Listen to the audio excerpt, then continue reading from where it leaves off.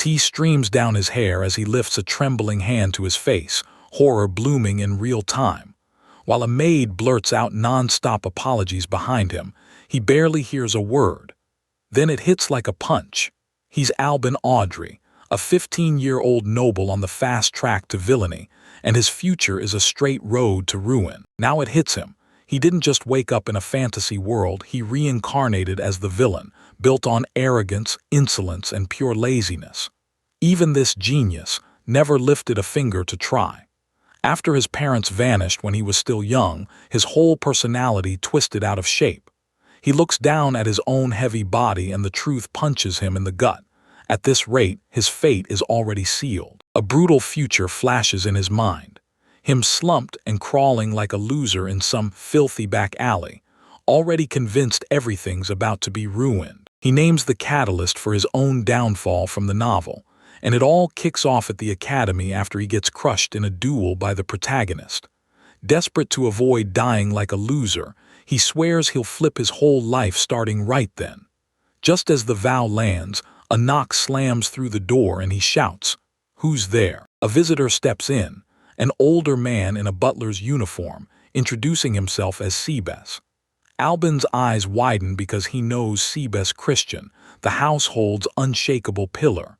Seabes then admits he heard a server messed up, so he rushed over to check on the young master. His butler freezes mid-step, staring at him like he just saw a ghost, and blurts out, "You really changed your clothes yourself, Albin." That question hits Albin like a slap.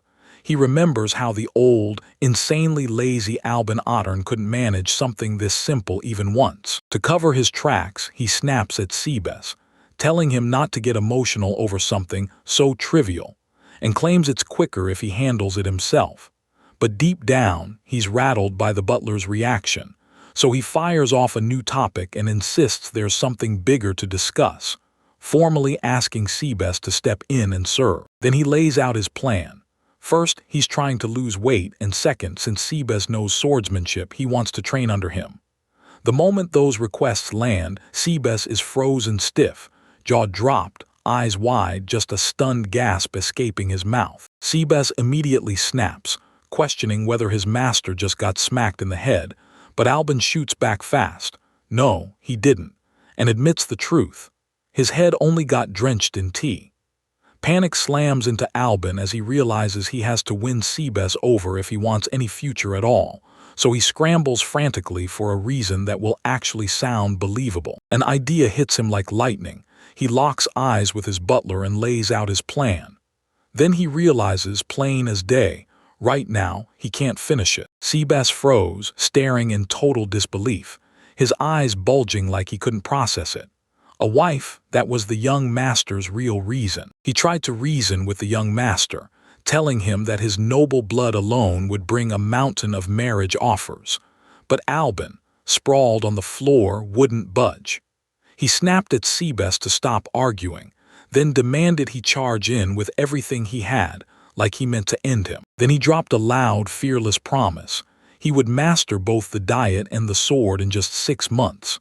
Seabes stared, stunned by that kind of grit, and right after, Albin grabbed a heavy jug, poised to start. Butler's face snapped into steel-determined focus, and he dipped his head in a crisp bow, fully accepting the charge, sure. He felt unworthy, but Seabes Christian would back his master with everything he had, no excuses. From the back, Albin erupted in a cheer, knowing just how brutal that road was about to get. 1 week later, the training was already in full throttle. Albin sprawled on the ground, completely wiped out, crying in pure agony as swollen feet and shaking arms sent waves of pain through his sides, while Seabes watched from afar and coldly asked if the young master was ready to quit. Butler's training was brutal. One hard swing, and that wooden sword-scented Albin got launched backward with a scream. He snapped that he already knew his weakness, but the sea bass only smirked and said, "You don't just rely on raw power. You build muscle the right way." He crumpled again, sucking in air like it was the last thing on earth, only it wasn't enough. Nothing he tried worked. His body flat out refused him, and every breath turned his muscles into burning pain. "I give up," he rasped, completely defeated, wheezing through the end of the fight. Seabass's voice sliced straight through his despair, and the butler calmly laid it out. With a handicap this big, it's smarter to slow down and move with care. Then he dropped a brutal truth. At this pace, losing the weight would take a full year, and real sword training wouldn't show real results for about 3 years. And it hit Albin like a punch, his eyes blowing wide with pure disbelief. That quick snap of a grin turned stone-cold grim. Then he shoved himself upright, sword gripped tight, staring down the brutal road ahead. Resolve flared back in his chest, and yeah, it was an improvement. He turned to his butler and demanded he stick close because this journey wasn't going to be easy. Seeing the young lord's grit, Seabass breaks into a smile and cheers. "That's it, show me that fire." Then he swears he'll stick by Albin and follow him as far as his road takes him. 1 month later, the training is finally rolling. Wooden swords clang and slam, and Seabass watches them like a hawk, calling their skills not bad, but way too slow. Albin refuses to back down and yells right back that he's not done yet. Another month hits, and the training ratchets up to brutal new levels. Seabass absolutely rockets Albin through the air, snaps at him for dropping his guard, and Albin can only gasp out his mentor's name, stunned. By the time the 3rd month ends, Albin is wheezing but still holding his ground. Then he grins and declares he's finally caught up. Seabass watches, clearly enjoying the progress, and thinks to himself that Albin has always treated this grind with total seriousness. After that, training rips them to a whole new spot, the mouth of cave. Albin goes wide-eyed when he discovers there's a dungeon sitting inside his own territory. Seabass shrugs it off, saying it's a low-risk place packed with weak monsters, and 3 months later, the results hit hard. Albin's mastery has skyrocketed. He pushes on and finally spills why they're here. Time to test whether Albin's sword skills actually hold up in real combat, not just drills. Seabass wants to witness the results firsthand. Albin finally clicks. This is his final exam. On cue, Seabass spots something lurking deeper in the cave and points it out like it's trouble made real. A goblin, a low-level monster. Seabass explains that goblins usually swarm in packs, yet this one looks cut off from the rest. His face hardens, and he drills his student with one brutal question: "Can you kill it?" Albin's expression snaps as he clenches his fist. He steps forward like a spark catching fire, eyes locked on a lone goblin, then strides ahead with steady nerve, readying himself for his first real battle. As Albin dives into the creature, Seabass watches, stunned, and thinks back to when he predicted that his lazy student's spark would burn out in just 3 days. He even swore Albin would quit halfway. But life laughs at him, because Albin didn't just stick with it. He sucked up every lesson at lightning speed, and now he's here in this exact moment. He whips his sword forward with laser focus, fueled by the belief that a hardworking genius can shatter any limit. Then the blade slices through the air, hunting his last, final foe. As the last goblin crumples, he's suddenly on his feet, gasping in the cavern's dark silence. Then Seabass, watching from a distance, gets hit hard by emotion, his heart jackhammering with a thrill he thought he'd lost. Tears pour into his eyes as he blurts it out, dead sure of it. Albin is truly remarkable. The gods adore him, Albin. He stands over the corpses of his vanquished enemies, face set in grim stone, while Seabass can't stop staring at the killer's chilling, icy, merciless precision. He strides up to the young man, training finally done, and Seabass locks eyes with him, saying Albin's gotten stronger and there's nothing left for him to teach. The words hit the room and won't let go. Albin, still smeared with grime and battle blood, absorbs the brutal finality of his mentor's declaration. His shock melts into a surge of pure achievement. He clamps his fist tight, and a grin of hard-earned victory crashes through the tiredness. 3 months later, back at the Audern estate, the whole place is buzzing with tension, not peace. Albin, dressed in his noble finery again, slams his hands on the desk and demands, "Tell me, did I really get a marriage proposal?" Seabass, calm as ever, softly chides him for raising his voice. He jerks back for a second, stunned at how this could possibly count as good news, But that doubt snaps into pure excitement. He starts daydreaming about finally having a wife, picturing what she'll be like and praying she's cute and kind. His daydream crashes to a halt the second that one crucial question hits him. He whips back to his butler and demands to know which family made the proposal. Seabes shoots his eyes aside, covering a tiny cough with his hand. The butler delivers his answer, the Barrow-Dutchell family, and the name hits Albin like a brick to the chest, stealing the color from his face and freezing him in stunned disbelief. He frantically corners Seabes, shocked that the mighty Barrow-Dutchell family would even think of him. Surely they can't be serious, not when the gap between their status and his is enormous. He's just a baron. He presses for answers, his voice booming through the evening as bats burst from the window nearby. A cold memory snaps into place. He remembers something he can't unremember. Albin really did marry, and the name hits him like a punch. Letitia Barrow. Everyone knows her. She's a walking disaster.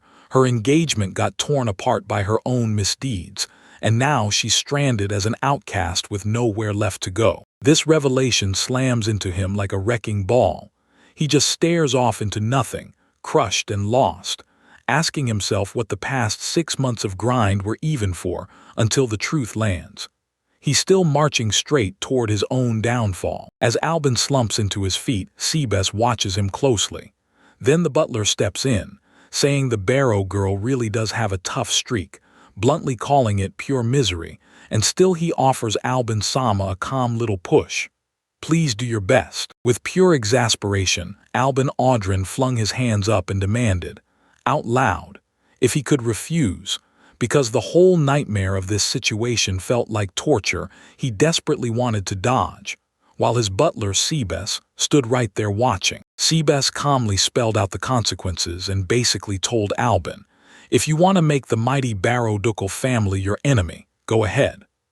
That warning only made everything feel even more annoying to Albin, right up until a distant maid slipped him a quiet little push of encouragement. The butler wouldn't let it go. He kept demanding why linking with the Barrow family couldn't protect their own.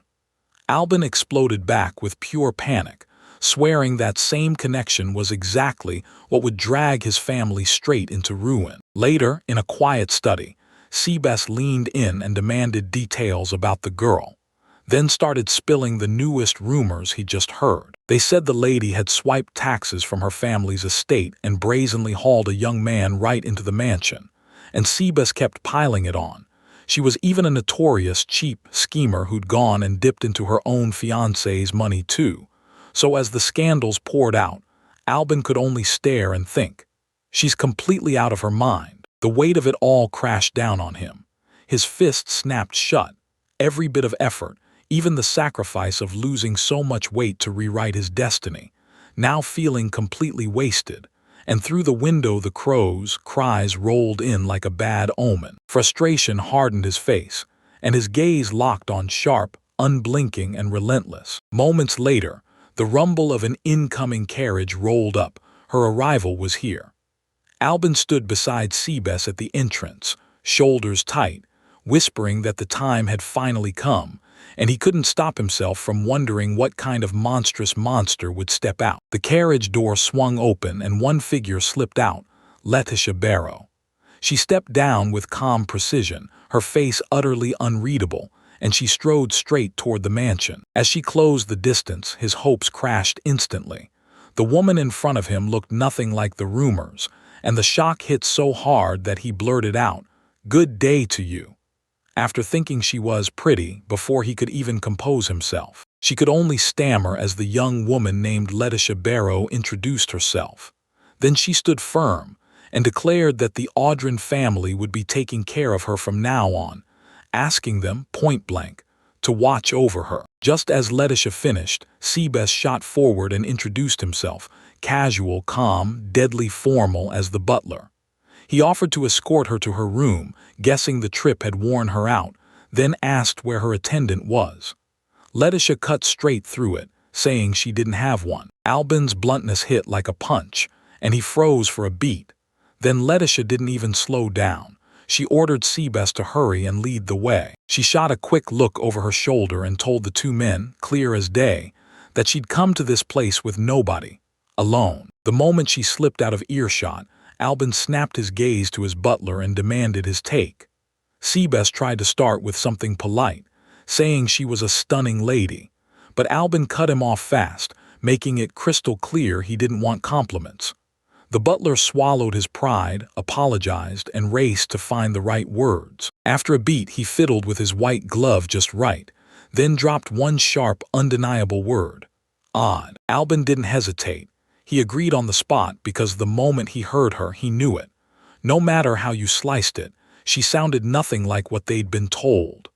Seabest nodded hard too, saying her attitude didn't match the girl everyone warned them about, the one notorious for her misdeeds. He said he could feel something wiser in her, like there was more to her than she let on, and Seabest nodded along, convinced this whole mess had secrets hidden beneath the surface. The butler nodded in approval, thrilled that his master got it so fast.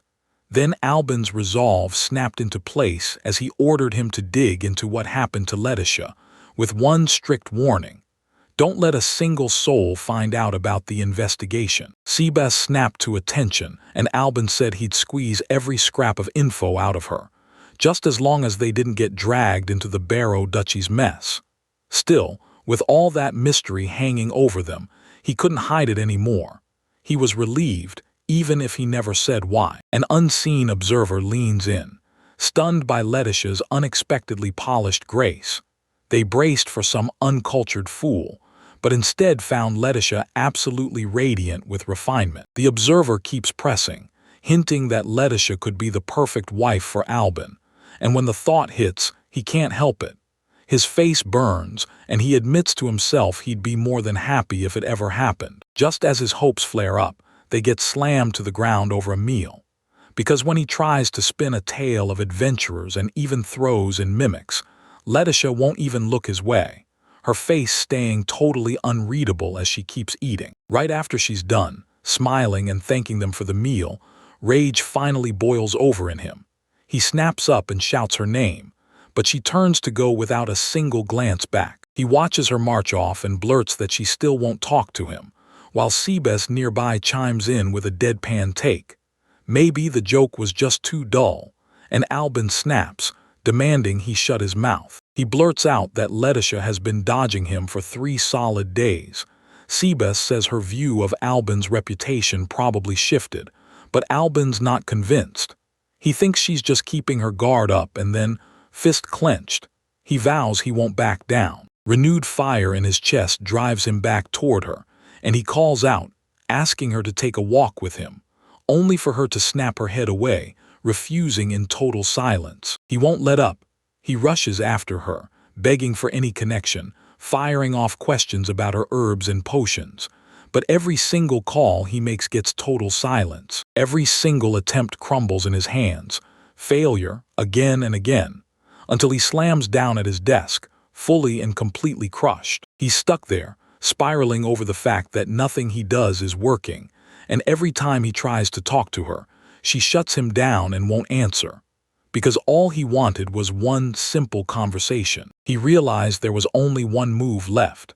Unless he risked something drastic, he'd never truly grasp what she was fighting through. He charged up to the massive double doors to her room, slammed his fist on them and shouted, "Letitia, got a minute?" Inside, Letitia sat there, reading like he wasn't even in the room, ignoring him on purpose. The second Albin clocked it again, his whole vibe snapped. He cut in with a warning. Staying inside all the time was bad for her health and they should go out. With a grimace, he decided fine.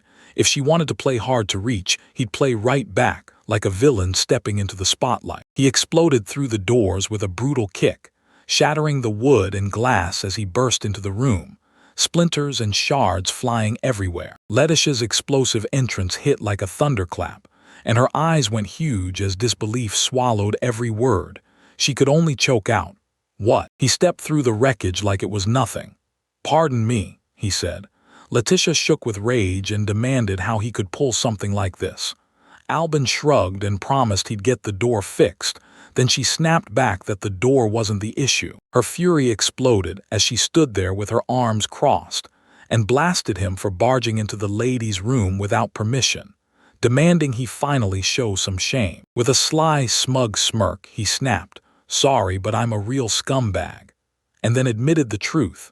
If it gets him what he needs, he'll even crash right into a woman's room, and Stunt could only stare, baffled, wondering what his purpose even was. He leaned over the table and parted them like it was nothing. Then with a slick grin, he said, "Letitia, come on a date with me." His wild, audacious demand slammed the words right out of her. She went totally blank, eyes wide, brain spinning as she barely managed a faint, confused.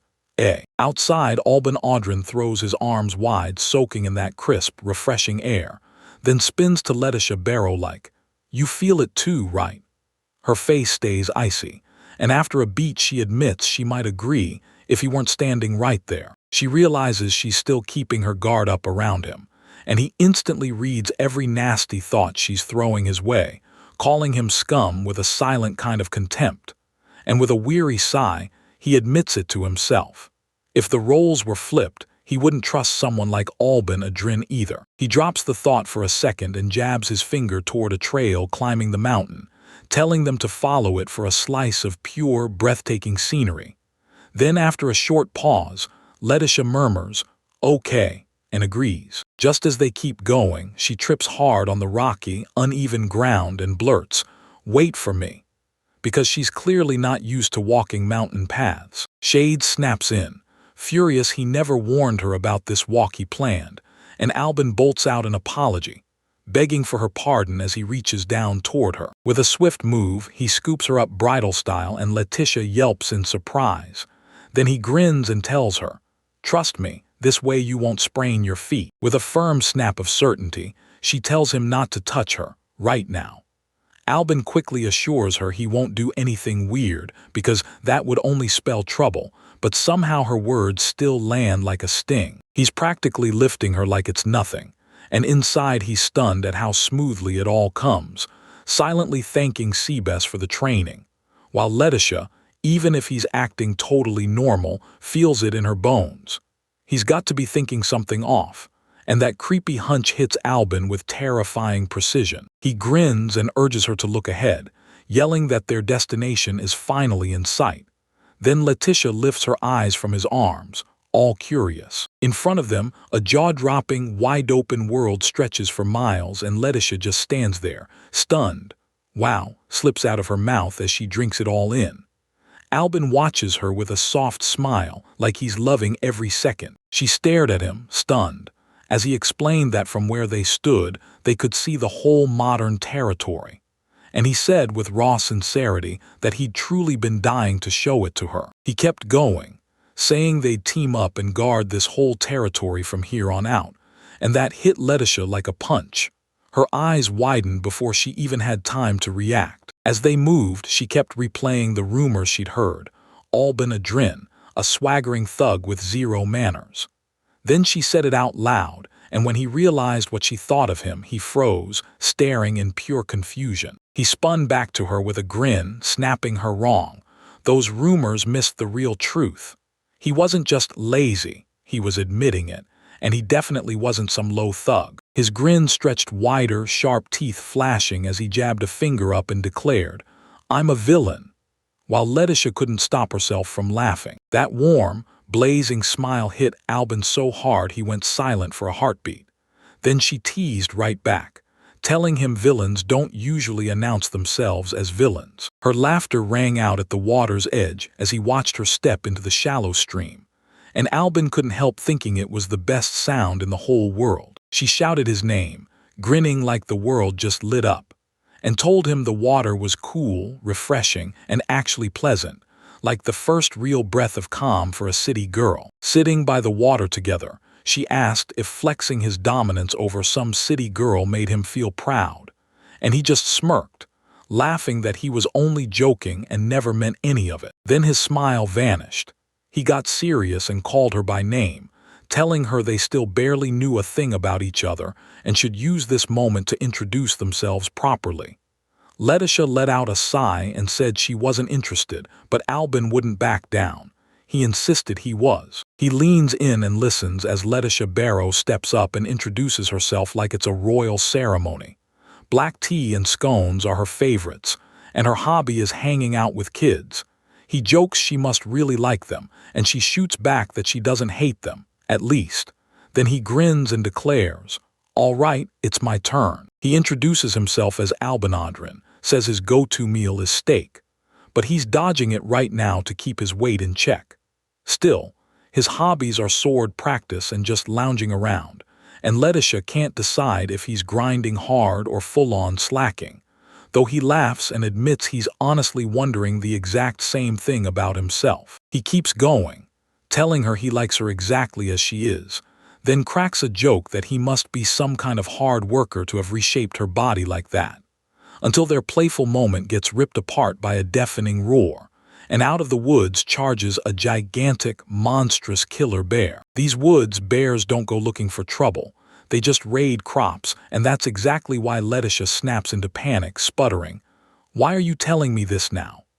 and shoving him to run.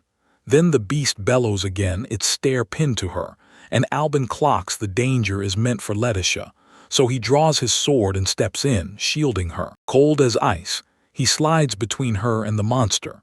Then, with a flash of steel, he chops the bear's head off and snarls that pests like it don't belong anywhere near Letitia. The beast's massive body crashes down behind him, and he lets out a heavy sigh, pissed they'd finally been getting along, then whips around to Letitia and demands to know if she's okay. She trembled, insisting she was fine, but the truth spilled out. She'd just been hit with pure shock because she'd never seen a monster before. Albin watched her and berated himself in his head like, "Of course she's terrified after an attack like that." So he follows the thought instantly, rockets over in seconds and carefully grips her shoulders. She jolts, looks up, and breathes his name in a shaky whisper. He leans over and looks at her with pure, heartfelt relief, then whispers that he's just so thankful she's safe and sound. His honest words slam straight through her shock, and her eyes brim, one tear finally pooling up and ready to fall. She squeezed his arm tightly and called his name, desperate to pull his attention back. He froze, totally thrown by her question, her eyes cast down. Then she pressed him. Why was he being so kind?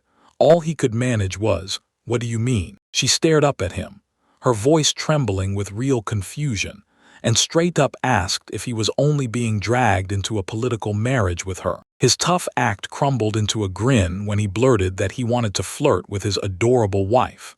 And she wasn't buying it, because she insisted he could have gotten her family's backing without pulling her into it, then pressed him for the real reason. A grin died on his face, wiped clean by a chilling, calculating stare, and he finally let the truth spill.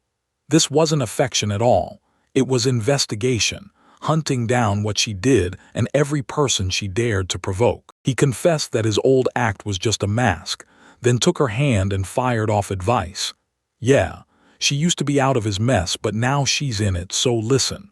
For her, staying ignorant is the safest way. Her eyes sharpened with steel as she stared him down and dropped a jaw-cracking ultimatum. If he wanted the Audrin family safe, he had to hurt her, and that bombshell left him totally speechless. Letitia Barrow dives into her childhood. At just 5 years old, she's stunned to learn she already has a fiancé, Duke Marl Bertley, and as a little girl, she can't help daydreaming about what kind of incredible man he must be. Reality, because the real twist is this. Duke Marrow was a total fool, drowning in decadence, surrounded by women, laughing loud while he told them to take everything they wanted, and smiling like he already had his price lined up. That memory drives her straight into the showdown. Letitia walks into the room and finds Morrow sprawled out with his crew, and the moment they spot her, he snaps at her from where he's lying, barely looking up, asking what she wants like it's an annoyance. She stands right in front of him, jaw set, and orders him to listen, then lays it out hard. The rising taxes are crushing the people in his domain, and if this keeps going, they're headed straight for ruin. He scoffs at her plea, flicking her off with a cruel gesture, and sneering that a mere pipe woman from the Barrow family has zero business touching politics. Then her face hardens, visibly shattered by how he just turned her into a disposable tool. Shock burns away, and pure, silent fury takes over. Letitia clamps her hand into a tight fist, twisting the fabric of her dress as her rage squeezes out of control. Humiliated, she snaps around and storms out. And just as the doors start to shut, the other women's jeers spill into the air. One cackling as she repeats his vicious, "pipe woman," like it's a joke. The other pretending she feels sorry while she can't stop laughing. All at once, when she's finally alone, her calm shatters. She slams her back against the wall and hot tears spill, mixing rage with grief as the truth crushes her. The man in front of her is her precious fiancé, the one she was raised to devote her whole life to from childhood. Beyond her own pain, the people's suffering still raged on. Her domain streets crawled with poverty and neglect, screaming the exact problem she fought to fix. Reality jolts her into motion, and now, hidden behind the leaves, Letitia slinks forward in full stealth, cautiously peeking past the stone corner with razor-focused determination. He stared at the brutal truth of the streets, one child sobbing as their father was buried in a plain coffin, another family hauling a fresh bag for a pinch of food. And then, amid the chaos, a man getting caught shouting that his own child was sick, his panic ripping through the crowd around those coffins. Hiding in the shadows, she listened to a family's silent heartbreak, and realized it was the 12th time that month they'd run out of food. That grim truth shoved her straight into a vault. Coins clanged through the air, and with one hard swallow, she knew she couldn't keep doing this forever. She clenched her fist and snapped. If the people's taxes were gonna get wasted and Marrow wasn't going to fix it, then she'd have to step in. 3 years later, the story leaps to a grand hall where nobles swing through the crowd, dancing and chatting over a jaw-dropping, lavish ball. Amid the murmuring crowd, Duke Morrow Bertley locked eyes with the whole room, flashed a theatrical flourish, and sent a nasty grin at Letitia Barrow, declaring that right then and there, their engagement was officially dead. She scoffed as she froze in the middle of the room, staring at him like, "Wait, what are you even saying?" His voice dripped with condescension as he unveiled his accusation to everyone. He said squandering their wealth still wasn't enough, that she had the nerve to embezzle tax money. And with a sneer, he asked if she really thought he wouldn't catch on. The accusation tore through the crowd like thunder. People gasped, whispering they couldn't believe it. Tax embezzlement from the mighty Barrow family. Letitia just stood there, frozen stiff, as if the stairs beneath her were crushing the life out of her. He leaned in, eyes chilling, and slammed the truth down. Stealing is stealing, no matter her excuse. Overwhelmed, she opened her mouth to fight back, to say she was just trying. With another woman glued to his side, Duke Morrow swept her off with a dismissive flick and snapped that Letitia was done. She wouldn't be stepping foot in his territory again. The woman beside him squealed, starry-eyed, singing his praises like he was pure ice-cold legend. When she saw it, her fist snapped shut, because she recognized the woman beside him, the exact one from back then. And that truth sank into her heart like a stone. Her thoughts snapped back to her childhood dreams. She even remembered being a little girl, waving goodbye to Bertley's Sama, dreaming of a future she now realized she'd never get to see. The future was ripped away, and she bit her lip hard, telling herself she had no right to break down. Across the hall, Morrow's booming voice hit like thunder, berating them for just standing there while he demanded they hurry and get her out of there. Even after the humiliation, she shot her gaze upward with pure resolve, because she understood exactly what she was stepping into, and she still chose to do it, consequences and all. A whole year slipped by, and then at the Barrow household, Letitia was hit with the news that her new fiancé was Albin Audrin. Every noble had already been whispering the same thing. He was the absolute worst kind of aristocrat, arrogant, selfish, and downright lazy. And the moment she heard it, she couldn't shake the chilling feeling that this was some kind of divine punishment for her sins. But Albin's reality was totally different. He'd been nothing but kind, lighting up with relief that she was safe and sound, promising they'd handle the territory together from now on, and even asking her out on a date. Tears streamed down her face as the memory hit. He finally saw who she really was, and he even let himself believe in her. For that exact reason, she refused to get involved. She kept her eyes on him from the shadows, dead set on keeping Albin out of danger, because the last time she lost something precious, her hopes got ripped apart and she couldn't stand that pain. Not again. Not ever. Overwhelmed, she crumpled in her room, clutching her chest like it might break, tears pouring out as one desperate question echoed in her mind. What was she supposed to do? In the grand summit hall, Seabass leans in and tells Albin that it looks like Letitia got framed. And from down the corridor, Albin just quietly nods. Like, yep, he's heard enough. His face hardens, and a chilling smile snaps into place. One dark thought takes over. How is he going to kill the man who's responsible? While Albin's mind spins out violent fantasies, Seabass stays ice calm and shuts it down with a simple no.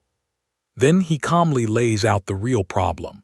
Morrow didn't just frame Letitia for his sins. There's more, because he tossed her aside like she was nothing, and Seabass isn't done spilling the truth yet. Then the butler drops a bombshell.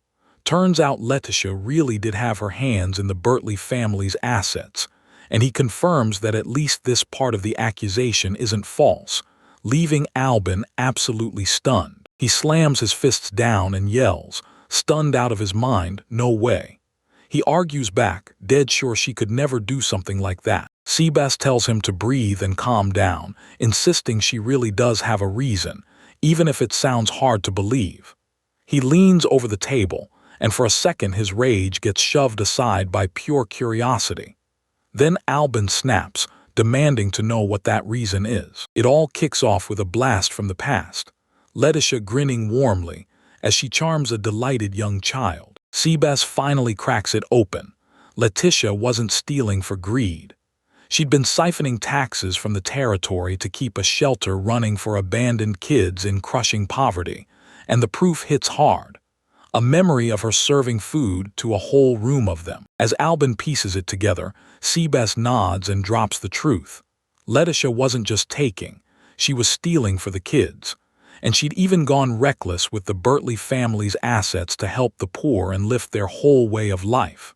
That's when it hits Albin, because now he remembers how she always seemed drawn to children. He snaps upright, overwhelmed. My goodness, he murmurs, as it finally clicks. Letitia's been cleaning up the chaos Morrow's blunders created, and those moments she tried to push him away were all about keeping him and his family safe.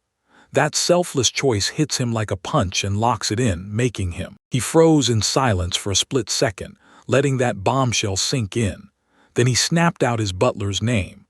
Down the far end of the hall, Seabass whipped around, bowed, and waited for his master's command. Then he leaned in and demanded to know what Seabass really thought after hearing the whole story.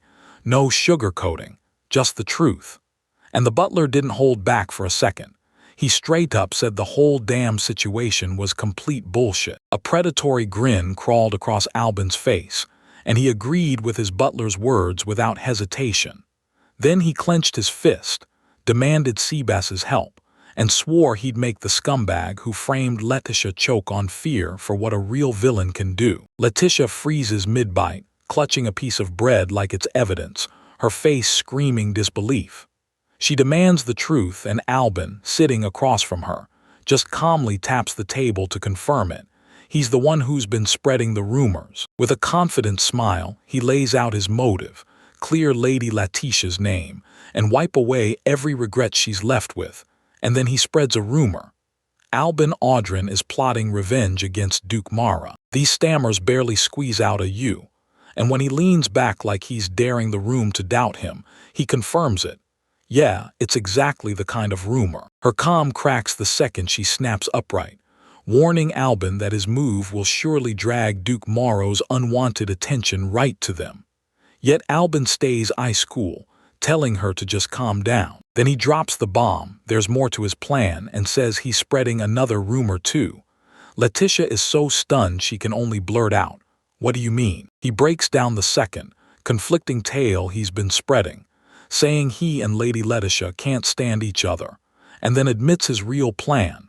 slipped Duke Morrow a huge payoff to quietly have her eliminated. With a sly grin, he caps off his explanation and throws in, "Or so the story goes." She blurts out her confusion and snaps that the second rumor is the total opposite of the first one. He tells them that this weird contradiction is the whole point, because rumors hit hardest when you're hiding a secret. Meanwhile, at the Berkeley estate, Duke Morrow lounges in a sea of coins, clearly boiling with agitation, tearing into the conflicting reports he's been fed.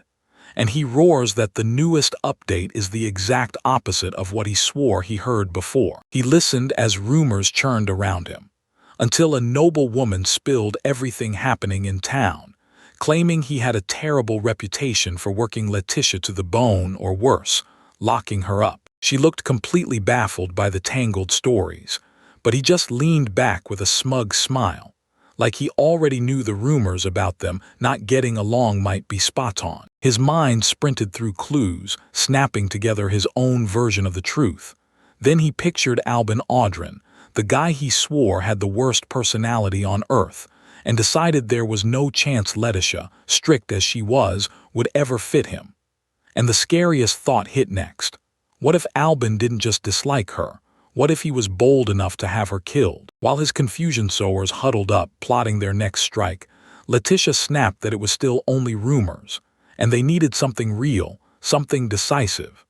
Albin took a slow sip of tea and said, cool as ice, that Morrow should be panicking any second now. He slammed his cup down, his face going deadly serious as he locked eyes with her. Because, he insisted, this was the exact reason he needed her. Her hands clenched into fists, and though she apologized, she shut down his request. She wouldn't bulldoze the whole Ottern house into a fight sparked by her own revenge. He didn't flinch at her refusal. He pushed harder, insisting this wasn't just about revenge, and swore he wouldn't stop until it ended. Then he laid it out, claiming he knew the truth behind every terrible thing she thought she had done. She jerked her gaze aside, haunted by her past, and swore, no doubt about it, that she really did commit those crimes. Albin stayed ice calm and shot back that every move he made was for the people in her territory. She spun back to him, wondering if the truth had only brought regret. Then he grinned like he'd already won and flat out denied it. His smile inched wider as he corrected the truth, because nope, the exact opposite was the reality. He leans in and tells Letitia that learning more about her finally eases the weight on his heart, and she sits right across from him, eyes locked, drinking in his surprising reassurance like it's everything. With gentle hands over hers, he drops a vow like thunder. His heart is already decided, and he's promising to cherish her for the rest of his life. His eyes lock onto hers as he declares, loud and fearless, that she's truly wife-worthy, and that he'll never ever let her go. He swears an oath that can't be broken, swears he'll never betray her, not even if heaven and earth flip upside down. His powerful words hit her like a punch, and tears spill before she can stop them. She's so choked up all she can do is whisper his name. His face tightens and his resolve snaps into place. He vows the person who hurt her will regret it, and he makes it crystal clear. That's the reason he can never, ever forgive Mara. She wipes away that tear, and a small, rice-soft smile flickers across her lips. Then, with sharp irony, she snaps that his noble words don't belong to someone who's supposed to be the great villain. But maybe the deadliest villains are the ones who cling to the people they love the hardest. Because in that quiet room, Seabass stands guard while their unspoken bond locks in like steel. Later on, deep inside Audrin territory, massive food storage warehouses towered everywhere. Inside a cramped warehouse, Letitia waits in the shadow of towering shelves, clutching the tension in her chest. Then a footstep snaps the silence, and a man's voice growls that he's kept her waiting. The moment the man arrives, Duke Morrow Bertley steps in with a smug, condescending smirk, and he coldly calls her Letitia like they're old friends, disrespect dripping in every syllable. And the showdown she expected is finally underway. She watched Duke Morrow Bertley lift a letter, stunned that she'd actually gone and sent it. She snapped back that she'd had enough. She couldn't keep living as Baron Audrin's wife anymore. And when Morrow yanked up the paper, he didn't call it a letter at all. He called it a cursed thing, packed to the brim with nothing but barren-bashing complaints. She begged him, swearing he was far better than her husband could ever be, and promised to apologize for everything, if only he'd get her out of that otter house. Morrow's noble companion leaned in and demanded whether Baron Audrin was really that monstrous. Letitia didn't even hesitate. She just confirmed it. Then Morrow fell silent, eyes sharpening as he absorbed her obvious misery. He whipped around to his companion and demanded whether she'd caught Letitia's words, then burst into ruthless laughter like it was the funniest thing ever. The noblewoman stared back, totally thrown off by the sudden outburst. His laughter died the moment a figure stepped in, Baron Audrin, and he blurted the name out loud.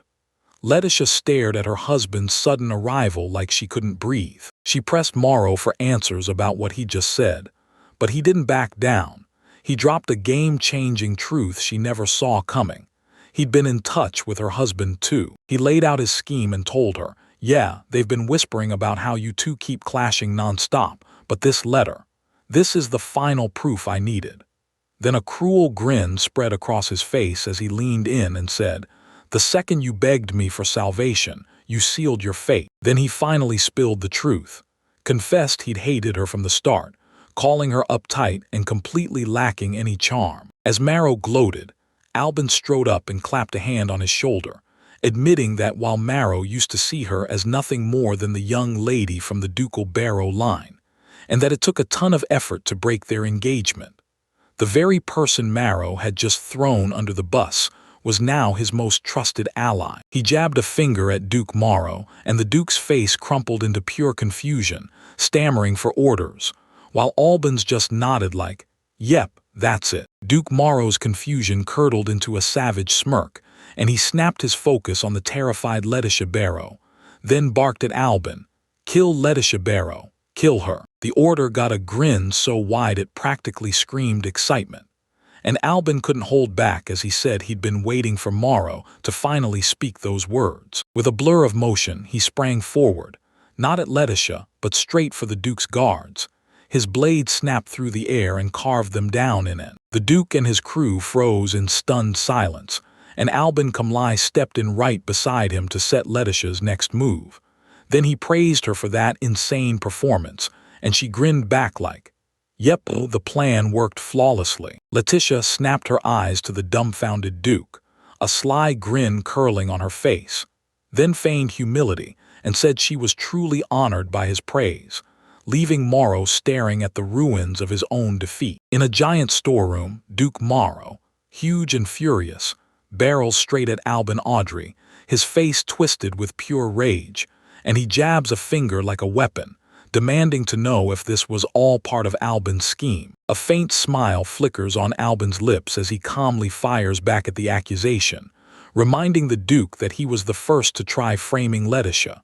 And then, in one smooth snap, Albin draws his sword and points it straight at Mara. His eyes burn with ice as he swears he'll never forgive him, vowing to make Morrow choke on the same despair Letitia was forced to endure.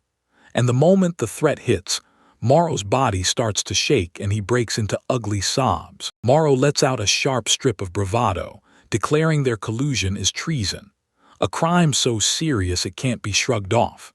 The noble woman beside him nods hard, asking whether a lowly baron and a fallen noble truly think they'll wriggle out of punishment, and Morrow just smirks like he's got everything back under his control. Confidence crumbles the moment a stern, imposing eye-patch figure strides into the view, and the newcomer drops the line that maybe it's time to lock in Baron Audrin's reign.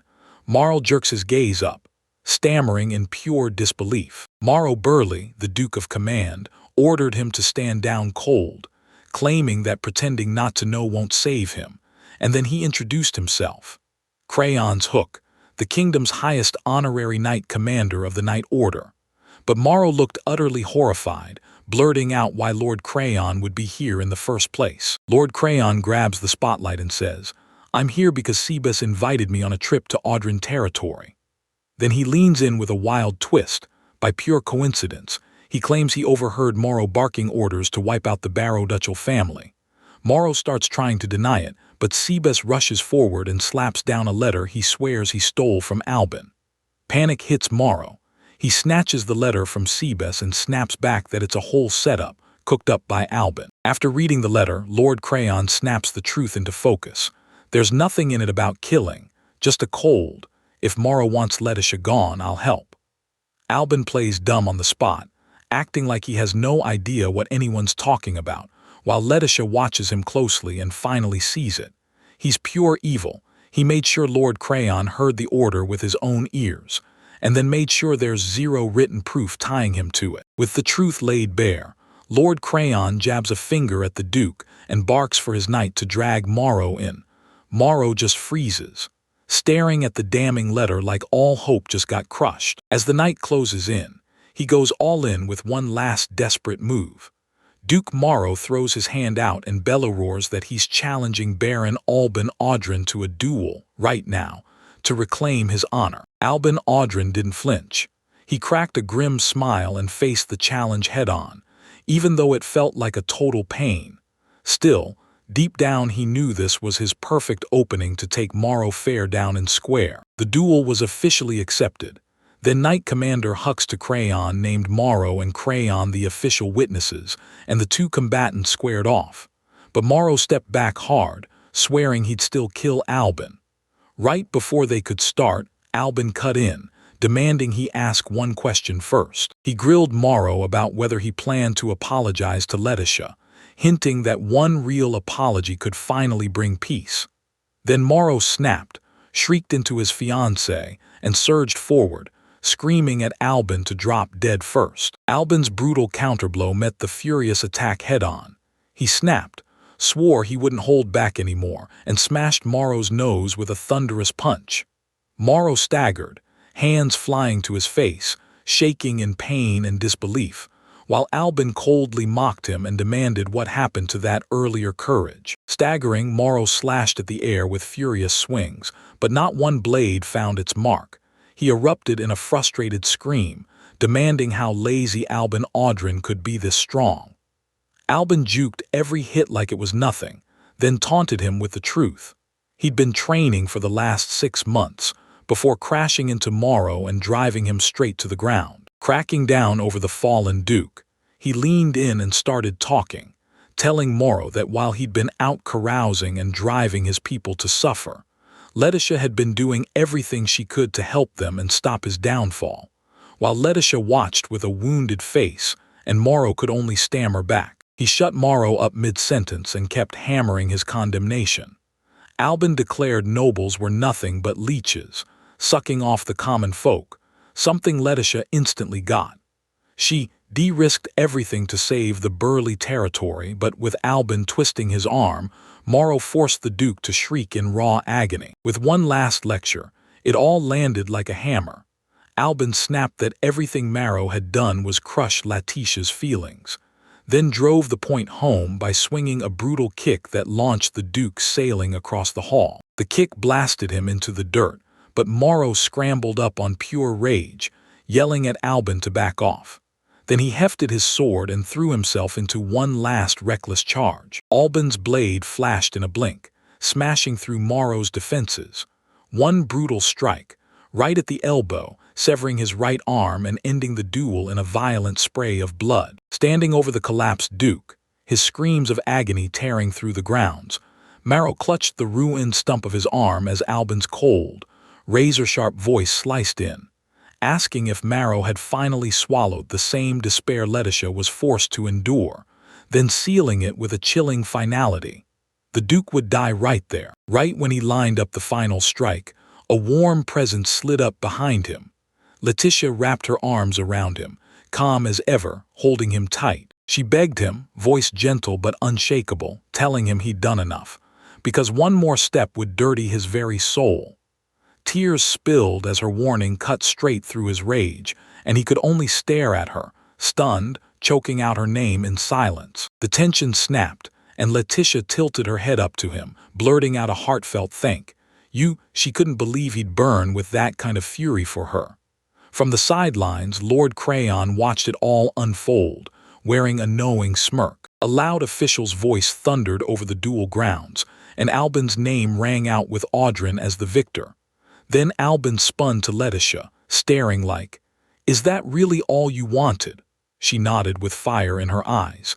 Getting her revenge was everything, and it was finally enough. She then praised his earlier performance, gushing that his acting was wonderful, and teasing that they'd make the perfect couple. Albin jumped at it, saying they should become the most villainous duo ever, and the thought lit up both their faces as Letitia smiled at the idea of a villainous lady and a great villain fitting together like it was destiny. And just like that, a brand new pact snapped into place, powered by shared vengeance and a bond they couldn't break. They'd stand shoulder to shoulder, striking evil with evil, the most terrifying villain duo you'll ever see. A month after his duel with Marrow, the wedding day finally lands, and inside that grand room, Albin Audryn freezes solid, hand clamped over his mouth, staring like he can't believe what's happening, his nerves screaming at him to run. Then his butler, Seabes, steps in and shuts it down, gripping the moment like, "Snap out of it, act like a groom, not a ghost." His eyes flashed as he realized he'd never been this rattled back during his very first goblin subjugation.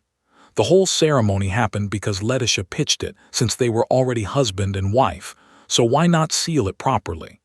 Seabes loved that idea because it meant a massive new start for the two of them.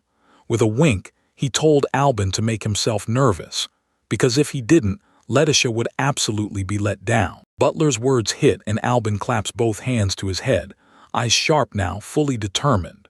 He swears he'll do it, fired up by the thought of seeing Letitia in a wedding dress, absolutely convinced she'll look ridiculously cute.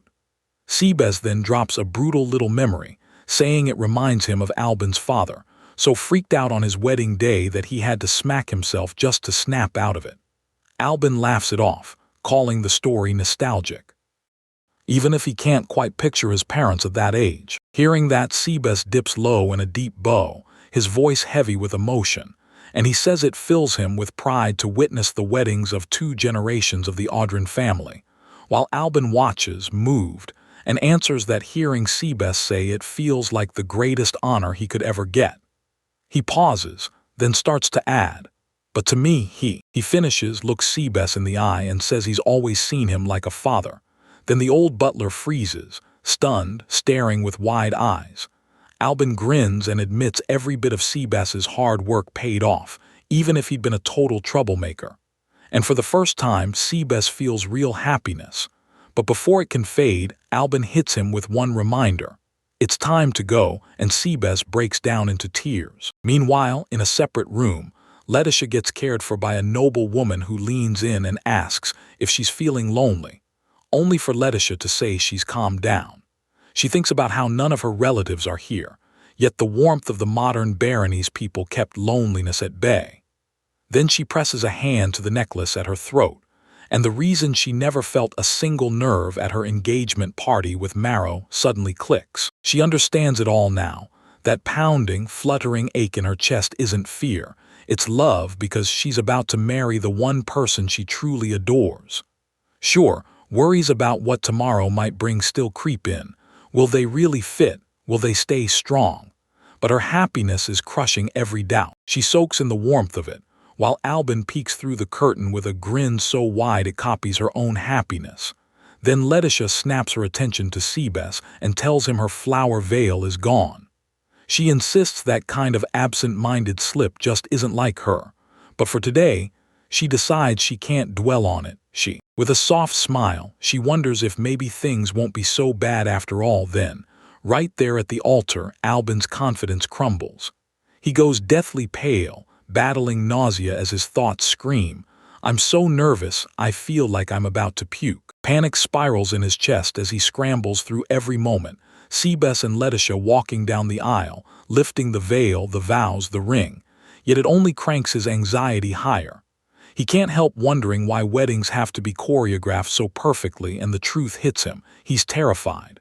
Then, the bride is here.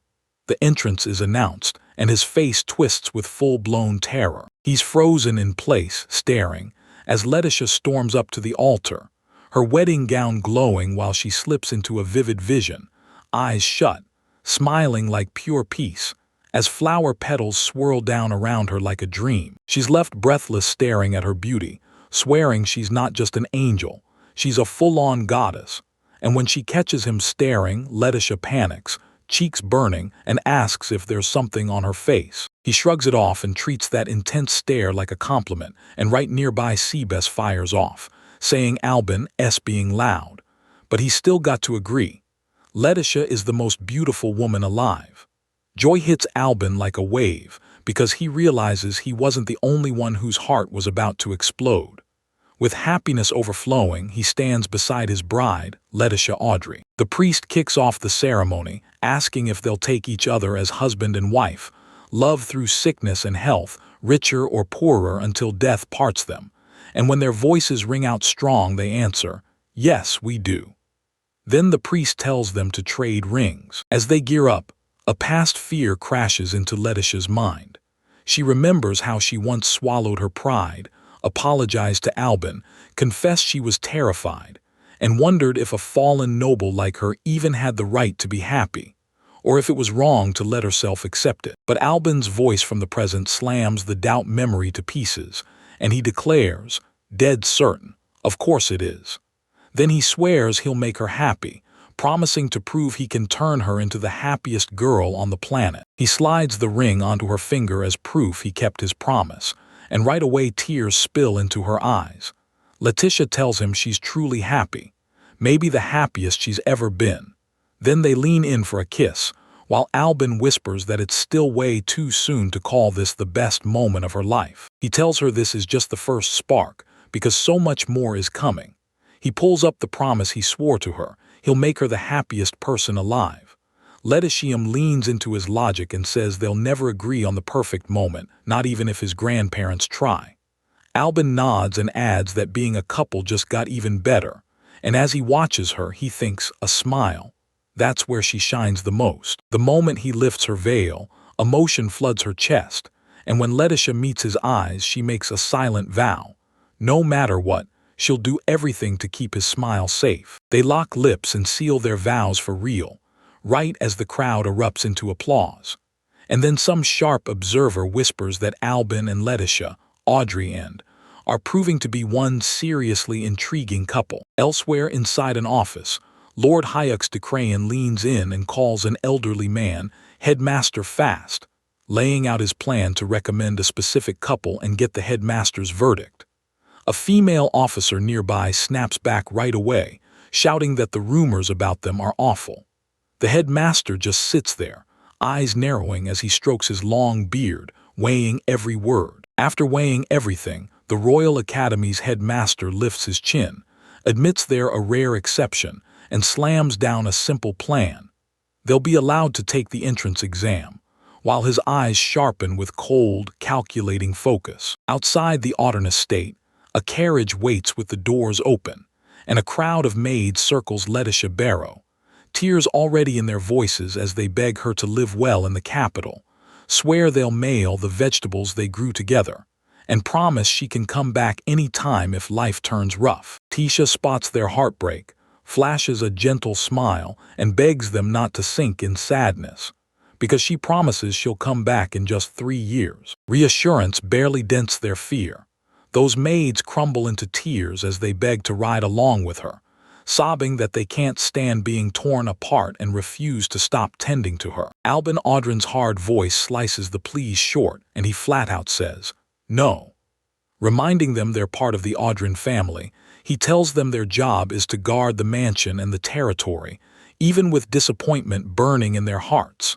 The maids can't help but think about Letitia's strict rules and the kindness underneath. A single tear starts to form in his eye, but he snaps it away fast, glaring at himself. Why would he even get moved when he's the head of the household? Later, inside the mansion, the burly Duke Morrow thunders Albin's name, right as Albin turns to face him. Then right in front of everyone, Albin kneels before Letitia, gently slipping his hand into hers. Right before they're about to leave, Seba steps in with one last, solemn request. He bows low, telling Albin to be insanely careful at the academy and to call him the second he ever needs his power. Seabass flashes a confident grin and asks who he thinks has been training him for the past 6 months. Then it's settled. Now that the newlyweds are both 16, they're ready to take off, chasing one big shared goal, learning the dignity a noble is expected to uphold. To make it happen, they'll step right into the grand, imposing Maudala Academia Royal Academy. As soon as they arrive, Duke Morrow Bertley is already waiting to greet them. Albin practically tumbles from the carriage, groaning that the long ride felt like torture, while Morrow steps forward and formally welcomes Albin Audrin-sama and Leta Shibaro-sama, insisting he's been waiting for them. He was greeted at the academy entrance by 2 identical butlers, and before he could even blink, they told him his exam was waiting, while Atisha was led to a room that had been set up just for her. When the news hits, Letitia slaps a calming hand on his shoulder and asks why this surprise exam is happening, only for Albin to brush her worry aside, point to tomorrow on the horizon, and insist Morrow's family just wants to hang around and play with him a little longer. A smug, knowing smirk flashes across his face as he silently brushes off their whole plan as nothing but dull theater. Meanwhile, on a training ground lined with targets, an examiner taps his foot and glares at the yard, waiting for Albin and Morrow to finally cross the courtyard. When they appear, he snarls, grumbling that the damned brat took his sweet time. As they get closer, Duke Morrow steps forward and introduces Baron Albin Audrin to the examiner, Professor Bastian, and the professor immediately sniffs him out with pure contempt, clocks that cowardly look on his face, and silently vows to crush him so hard he'll hit his knees. With a pleasant smile, he offers a polite greeting. Then calmness drives Professor Bastian into a rage as he explodes, screaming that he was far too slow and showed up too late. Professor's furious rant keeps going. He drills Albin about whether he's even serious about enrolling, then snaps that his lateness is absurd. Bastian grins, convinced that this brutal verbal beating is exactly what arrogant types need to finally fold. He even snaps at Albin, barking that he wants to know what's wrong with his mouth. Then Albin stays totally cool and shoots back that the carriage was right on time, and the Bastion was waiting there purely on its own. After their verbal sparring finally ends, Albin's face hardens. He jabs a finger forward and declares, "All right, it's time to start the exam." He calls out the mission, locks onto the far-off mark, and unleashes a magic hit to bring it down. Professor Bastian sneered like he already knew the ending, certain Albin would crash and burn. There was no way in hell he could possibly pull it off. He slowly held out his hand and challenged the professor's logic. So tell me, was magic really impossible to learn before the academy, or was someone just making excuses? Before Bastian could even get a word out, dark energy snapped into a crackling sphere right in his fingertips as he chanted the spell that would ignite a darkness flame. The projectile tore forward and smashed into the target with a brutal concussive blast, so hard that even he froze, then let out a soft, stunned "oh." Professor Bastian froze in pure disbelief, sweat pouring down his brow, because he knew that spell was mixed magic, and it was something he couldn't pull off himself. The impossible how kept hammering in his head. He spun back to the stunned professor and flashed a confident smile, asking straight up whether he'd passed or failed, then laid it all out. 6 months of training with Seabass, sword skills and magic too, built for the academy, and the more he spoke, the worse Bastian's frustration twisted. Regaining his composure, Professor Bastian barked that the exam was about to shift into a mock battle. One rule, no tricks. If Albin landed a single hit, he passed. Albin didn't hesitate. He unsheathed his sword. He couldn't believe any tyranny would force a student to beat a professor just to get in. But Bastian was already charging forward. With one hand on his blade, he swept the strike aside with ease, asked what the problem was, and even called out his own self-made handicap. And that calm dismissal sent the professor into a rage, spitting curses at him as a brat. With a huge leap into the air, he stared down at his opponent and declared him the weaker one here. Then Albin dropped out of nowhere, and before Bastian could even move, he slammed the one perfect hit. The professor crumpled to the ground, utterly beaten, and Albin stood over him like he had all the time in the world, calmly drawing his blade back into its sheath. The test was over. He stared down at the man he crushed, smirk curling on his face, then spat out one cold word: weak. He kept mocking the professor, sneering that he didn't even deserve the title from the Royal Academy, while Albin egged him on, asking if he really wanted a duel, swords, or magic, because Albin just couldn't get enough fun. Then a hard, stern voice snapped through the air and cut him off, declaring, "That's it." Right as an old man with a long white braided beard stepped into the hall, his command rang out. Professor Bastian jolted back, instantly spotted him, and yelled, "Headmaster Faust." Albin's eyes lit up. He instantly recognized the man as Faust Melchizedek, the terrifying headmaster of the Magdala Royal Academy, the Varland Kingdom's most powerful mage. The headmaster stared him down and said, straight to his face, "You're Baron Albin Audrin," and Faust admitted he already knew the name, thanks to Lord Crayon, who swore Albin was a rare talent you only see once every 100 years. On the floor, Professor Bastian hauled himself upright and shot a furious finger toward the others, begging the headmaster to punish the boy on the spot for injuring a teacher. Headmaster Faust's eyes sharpened as he snapped his gaze at the professor and ordered him, ice cold, to pack up his things and get out, because the academy had no place for incompetence. His words landed on Bastian like a brutal punch, and the professor's face twisted into pure disbelief and horror as he couldn't process that cold dismissal. Muttering died down as the disgraced professor crumpled to the ground, and once it was all settled, the headmaster snapped his focus back to the young noble, calling him by name, Albin Audrey. He formally declared that Albin could enroll in the Royal Academy, then urged him, "Go study like your life depends on it."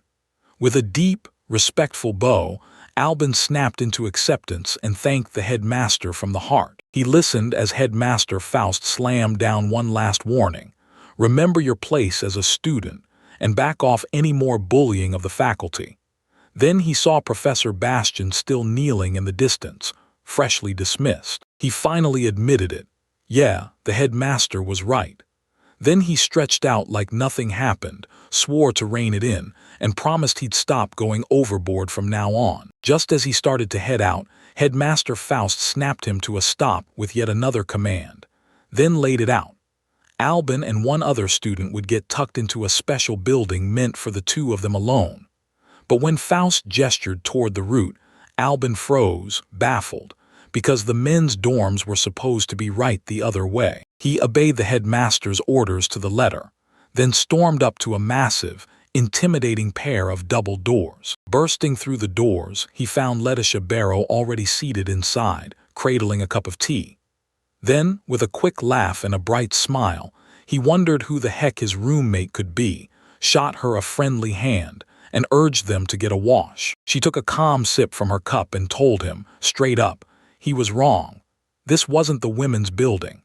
He insisted he was just doing what the guide said, saying the directions were supposedly direct orders from the headmaster. The headmaster's words hit him like a slap, and the idea of sharing a room with Letitia instantly sparked trouble. In a burst of panicked rage, he cursed the old man under his breath, wondering if that was the whole plan, get her pregnant before they even graduated. Letitia watched him with a tender, knowing smile. Then he spun on a dime, snapped that he was going straight to the headmaster, and declared he'd fight to get his room changed. Across the academy, Headmaster Faust faced Huix de Creon over a chessboard, calmly sliding a black knight into place. Then he dropped one name like a bomb: Letitia. Lord Crayon finally got it. He admitted he once doubted Faust's instincts, like Faust had lost his edge, and then he pressed the headmaster. So you saw Albin Audrey's gift too, right? That talent that only shows up once every century, and that's why you shoved him into the same room as Letitia. The headmaster nodded and laid it out. Albin isn't just strong and noble, he's never been spoiled by his power. But there's a merciless streak in him, a dark, evil itch living in his heart that drives him to crush his enemies completely. He's caught with Letitia as she cradles his head, and Headmaster Faust's voice booms in his mind, warning that Letitia is the vessel of a wise ruler, and she can't be allowed to slip away, not while Albin still breathes beside her. From a distance, the headmaster stands with Huix de Creon, eyes locked on them, practically buzzing with curiosity to see what happens next. Lord Crayon lounges in comfort and slams out checkmate, then drops a bomb. New rules are coming for the school year, before he casually pivots and asks, with real bite, whether what happened with Bastion was even acceptable, pointing out that the professor got bribed. Elsewhere on the academy grounds, a young male student clenches his jaw, watching his own face twist into a grimace as he spits venom at everyone he thinks is looking down on him. Right nearby, a studious young woman in glasses snaps her gaze up from her book, her face sharpening with pure determination, and in silence she makes a vow. She's going to prove her worth to everyone. Her resolve, though, drags trouble straight to her.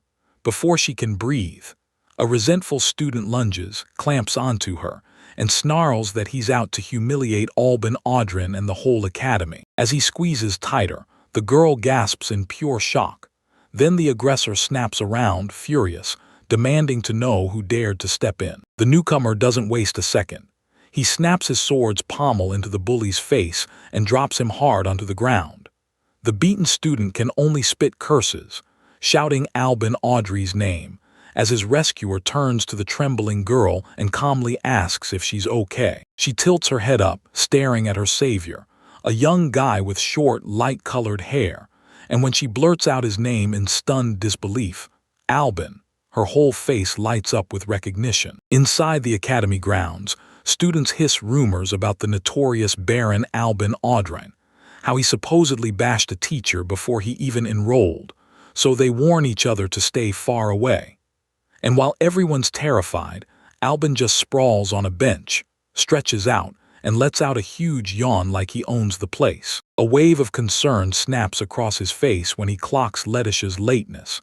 He remembers she went to pick flowers, but now a nasty unease starts crawling in. Fueled by that gut punch premonition, he leans around the stone wall, and his face tightens with sharp suspicion. He spots Letitia boxed in by a pack of smug noble women, and their ringleader sneers that she's got nerve for joining an academy that's no place for a fallen noble.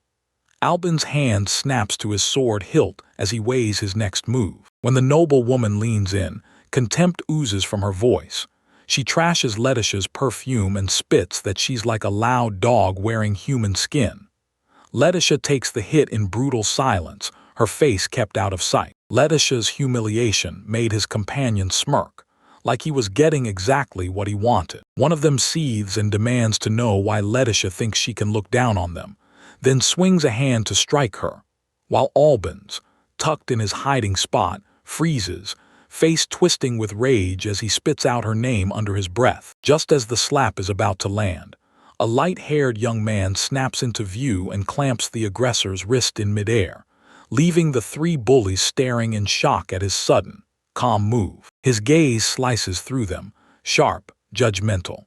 He turns to the trio and fires off the question, "Can you really call yourselves nobles if you team up just to bully one poor person?" The girl with her arm trapped scoffs and snaps that Letitia isn't even worth the trouble, and from the sidelines, Albin just stands there, totally stunned by this wild turn of events. Watches as the young man who stepped in asks Letitia if she's okay, and the student waves off her thanks, saying he couldn't just ignore it.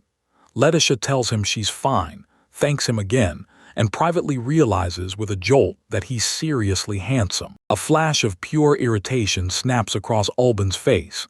His fist clamps shut, and his features twist with boiling annoyance at what just happened. In the blink of an eye, he drapes a possessive arm over Letitia's shoulders and closes in tight, then turns to the other student, thanking the pretty boy for saving his wife, while sliding in a sharp, not-so-subtle warning, "Back off and keep your distance." Letitia lifts her head, stunned, and the other student freezes, blurting an apology on the spot as he admits he had no idea she was married.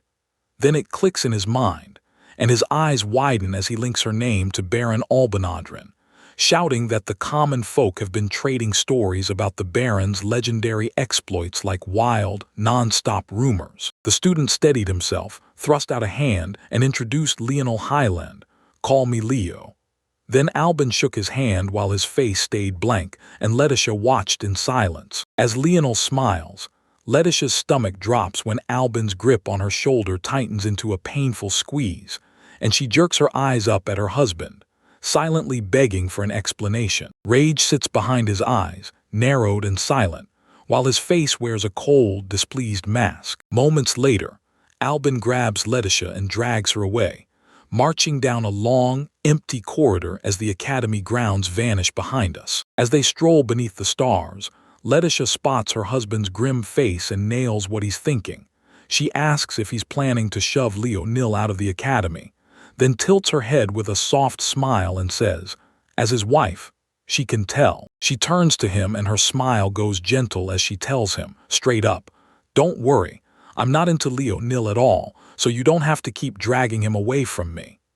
Then she leans in and sweetly begs her dear husband to stop twisting his face like that. He lets out a deep, thoughtful sigh, and a bead of sweat rolls down his temple as he finally pieces their words together. Standing outside classroom F with Letitia, he finally admits she's right and vows to stop butting heads and actually try to get along with Leo. As soon as his courage hardens, a bright, cheerful voice cuts through.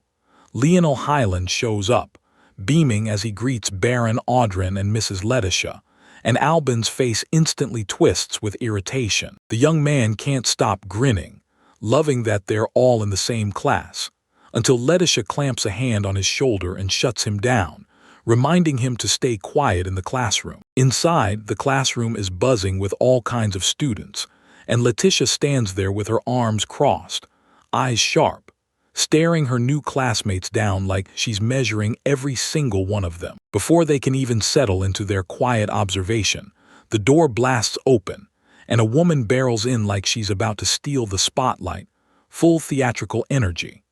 She swings around and introduces herself as Paula Velvet. The professor for Class F. Letitia clocks her too calm vibe instantly, and before the moment can settle, another student rockets their hand into the air and fires off a question. Before she can even finish, a student named Ivan abruptly rises and starts slinging accusations, demanding to know why a kid from the honorable Scottish ducal family is stuck in the same class as students with no real title or rank. And his snide remarks instantly light a fuse in a spiky-haired student, who snaps back and refuses to let him act like they're beneath him. His arrogant words hit like a match.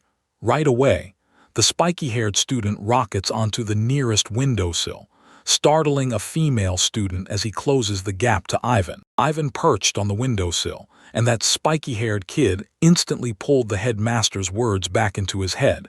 "Forget the titles at school." The kid then jabbed that some noble must have dodged the entrance ceremony, and Ivan shot back he didn't care one bit, then sneered at the other student for being lowborn. Nearby, the young woman who just watched him leap tremble couldn't help but find that confrontational student wildly interesting. As she and the other students stared at the standoff, their professor, Paula Velvet, snapped her hands together, boom, and the whole room fell silent. Then she grinned and told them in that bright voice that first, everyone needed to do something. She lifted the chalk and told everyone the academy had rolled out brand new rules this year, rules that would be picked from the crowd. With a dramatic flourish, she grabbed the chalk, drew a crown on the blackboard, and announced, "You've got to vote for a king, someone who will rule this class." That declaration hit Albin, Letitia, and Lionel like a sucker punch. 3 stunned stares, hearts racing, as they just couldn't make sense of what king even meant. Their confusion snapped into fury.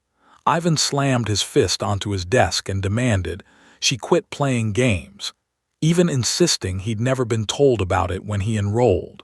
But Professor Velvet didn't flinch, warning that the other 9 students would have to swear full obedience to the king all the way to graduation. As the other student trembled at the danger ahead, a dark-skinned young man with long, light hair leaned back in his seat, smirking like it was nothing. Then he calmly looked the professor in the eye, admitted the rules were new, and straight up asked, "So how are we choosing the king?" She spun back to the board and said, "Do it your way. Talk it out, race with academics or stamina, even throw in violence or money.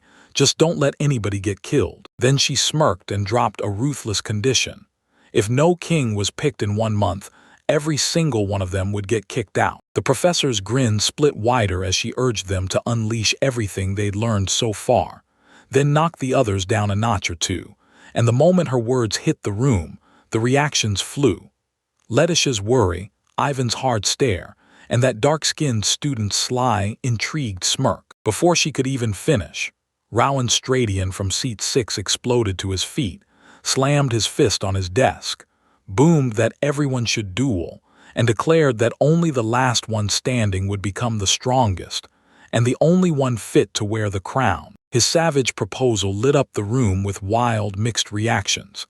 Estelle Appleberry, sitting as number 2, couldn't help but grin at how brutally barbaric it was, saying the class king should obviously be elegant and pure. Meanwhile, Shauna O'Grain in seat 1 shrank in on herself, clasped her hands tight, and begged for the fighting to stop before it even had a chance to start. Matthias Wolff in seat number 4 shot down her plea, then boasted that the richest man owns the power, and since it was him, everyone else had to live under his rule, like that was just how the world worked. Then Lucky Azalea from C5 chimed in with a way more carefree take, cheerfully saying she thought anyone could totally nail the role. While everyone else blabs, Carla Rixon from seat 7 sits frozen in silence, mask on, emotion off, as she watches her classmates like they're the show. Ivan Scottish in seat 3 sliced through the chatter, adjusted his glasses, and said it like a cold verdict. A king is ruled by authority, and since the rest of them were lowborn, they had none of it. Then his eyes snapped to the other nobles, Albin, Letitia, and Lionel. Letitia Audrin's words hung heavy under the grand, starry classroom ceiling as she weighed authority, then snapped her gaze to Ivan and fired back. Didn't he realize there had to be someone in the room who outranked his authority? She turned to Professor Velvet and asked for the green light to recommend someone besides herself. And when he silently gave his approval, Letitia straightened up and declared, "I've got one thing to say." She already knew who was actually worthy of becoming this class's king. She stepped right up to Albin, hooked her arm through his, and flashed that dazzling smile as she announced, this was her husband, Albin Audrin. The moment she said it, shock and confusion ripped through the other students like thunder. Right when nobody could even process the nomination yet, Leo Niall Highland shot forward, lifted a hand to calm everyone down, and grinned. Then pushed the idea that, for now, they should run a quick preliminary round to figure out who's truly the strongest first. Letitia keeps on endorsing him, flashing a confident grin as she lifts a finger, then declares without a shred of doubt that this same trait is what makes him Albin. No matter how many people throw down against him, she swears he won't ever lose. Her rock-solid certainty blindsides Albin. His eyes go wide with pure disbelief, and one tiny bead of sweat snaps onto his skin as he finally absorbs what she just said. His shock snaps into straight-up exasperation. Rowan, Ivan, and Matthias watching as Albin tosses his head back in wails, groaning that this whole situation is nothing but agony. In a packed classroom, Ivan Scottish lets his fury blaze. There's no way Baron Audrin, the king of laziness, could possibly be the best pick to sit on the throne. Right next to him, Letitia Barrow just smirks like she knows exactly what's coming, then dares Ivan to stop talking and take the challenge head-on. Go face Albin himself. After her provocation, the story snaps to an arena, because the challenge gets accepted. Right there, Ivan watches in shock as Rowan Stradian and Matthias Wolff are already sprawled on the ground, defeated. Victor Albin Audrin clutches his face with a gloved hand, sweating hard as the whole ordeal crushes him, and he lets out a weary sigh like he can't believe how miserable this all is. But not every opponent is out of the game. Matthias Wolff steps up and warns him he won't pull punches, and Rowan Stradian jumps in, demanding a one-on-one fight with Albin first. He mutters his thoughts under his breath, fully aware this annoying mess just won't let up. Then his whole vibe flips the second he thinks about his wife's expectations, because he'll never betray her, and a confident smirk snaps onto his face. He decides that if you want to crush a swarm of insects, you hit them all at once. And right then, he throws down his challenge. The three of them come at it together. With careful words and ruthless focus, the three students brace themselves for a perfectly timed, coordinated assault. The fight ignites. Ivan, Rowan, and Matthias barrel toward Albin from three sides, weapons lifted and ready to smash in. Right as they surge closer, Albin flashes a smirk, thinking to himself that their killing intent isn't half bad, meets their combined assault with a single, crushing block, bellowing that their effort still isn't enough. Then the impact detonates, blasting the attackers backward as their weapons scatter everywhere. The fight is decided in an instant. Rowan and Matthias are down on the ground, defeated. Up in the stands, Letitia and Estelle watch the ending unfold. Only Ivan is still standing, and he just stares, stunned beyond belief, his hand shaking as he clenches it into a fist, cursing how utterly helpless he feels. Leon snaps his magic into place, unleashing an aqua whip. Watery tendrils whip forward like a storm, smashing into the scene. From the sidelines, Letitia shouts that the duel arena is sealed by a magic circle that erases pain and death, so they can go all in with lethal intent. He looks totally stunned that Albin is already throwing magic around, and he can't stop boasting. Since he's from the Scottish ducal family, those skills just come naturally to him. The strike gets effortlessly swatted aside, like it never even mattered. Then Albin shoots a dismissive question, and in a flash he's already right on top of him. In a blink, Albin is right behind his opponent, blade poised, and sneers that the magic is just a fancy parlor trick. Ivan gets knocked clean and is finished. From her seat, Letitia erupts with joy, shouting that Ivan is Scottish dead. He stands there, victorious, and announces the duel is over. Then Letitia cheers him for a job well done. He flashes a grin and begs for more, but she shuts him down and tells him to save it for when they get back to their room. Then the spotlight snaps to the other spectators, and Estelle Appleberry jolts in shock. Letitia turns to the crowd and throws down a challenge. Will they all back down, or will they go to war? The noblewoman jerks back in pure terror, screaming that this has to be a joke, then snaps that there's no way she'd ever fight a monster like him. Letitia turns to Albin with a sharp, serious stare and admits that after watching his fight, a burning need hit her. She had to test her own skills. Her hand shoots out for his, and she whispers that she's been dodging this moment for so long. But somehow, this story has her trapped, forcing her to fight it. The story snaps forward into a brutal future vision. Albin crumples on the ground, defeated, while Lionel Hylant looms over him. And then Letitia's mind clicks and realizes the truth. Lionel is the hero of this fantasy, the one who will drag her straight into ruin. Albin and Audryn loomed before him and Carla, hovering like a storm as Albin fixed his side and demanded, "So, are you two ready for what's about to hit?" Lionel stayed cool as ice and told him, "Whenever you're ready, I'm good to start."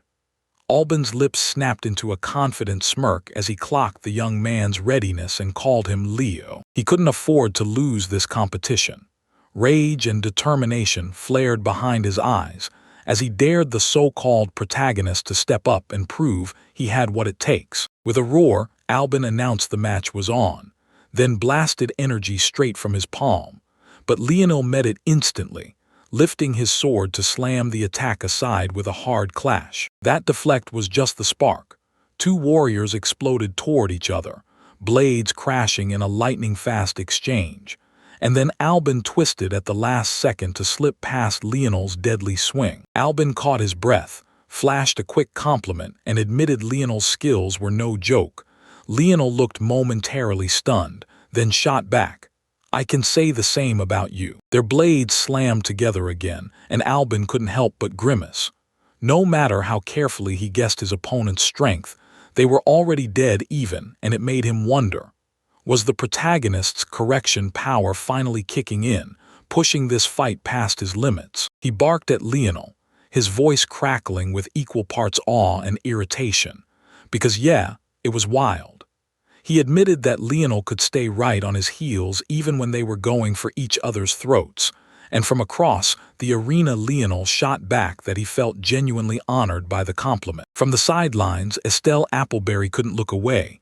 She stared in stunned awe, whispering, "No way!" Next to her, Letitia Barrow wore a small, knowing smile, like she'd already figured out what that whole display really meant. Back in the arena, Albin dropped into a low crouch, his face hardening like steel.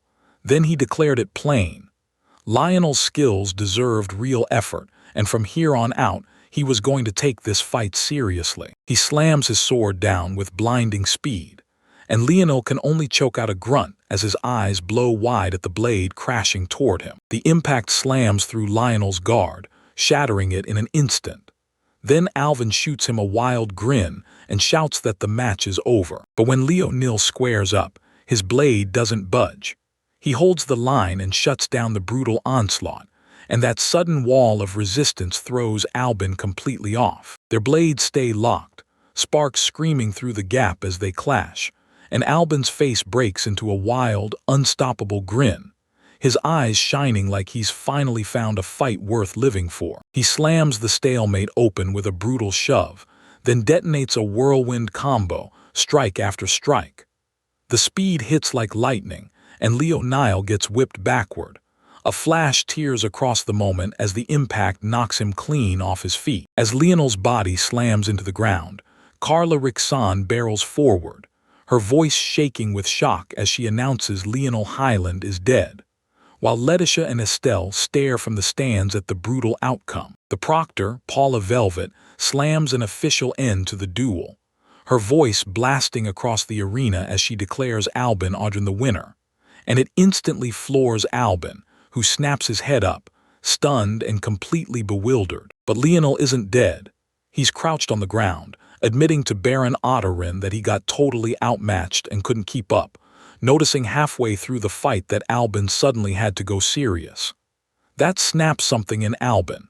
He seethes with fury inside, cursing Lionel and wondering how he's this strong with zero training. He pushes himself upright and admits with a grin that sure, he'd always trusted his sword skills, but this duel finally made him see exactly what he's capable of. Albin steadies himself and nods, saying the same thing. He still had a long road to master. A soft, knowing smile curls on Albin's lips. Then he doubles down on what he already figured out. Lionel Highland is dangerous. And he's terrified of one truth. If Lionel ever outgrows him, like the protagonist did in that novel, then his own downfall is sealed. He locked eyes with his beaten opponent, and one terrifying thought thundered through his head. Could he really let this dangerous threat keep running wild? As Albin grappled with that inner battle, Lionel Highland's face tightened with fresh resolve, because right then, he'd finally made his choice. He snapped his sword back into its sheath with a sharp click, strode up to Albin, and watched the poor kid's face twist with pure confusion as the other student held out a hand. But instead of a handshake, Lionel dropped to one knee, bowing his head in front of Albin and locking in a solemn vow.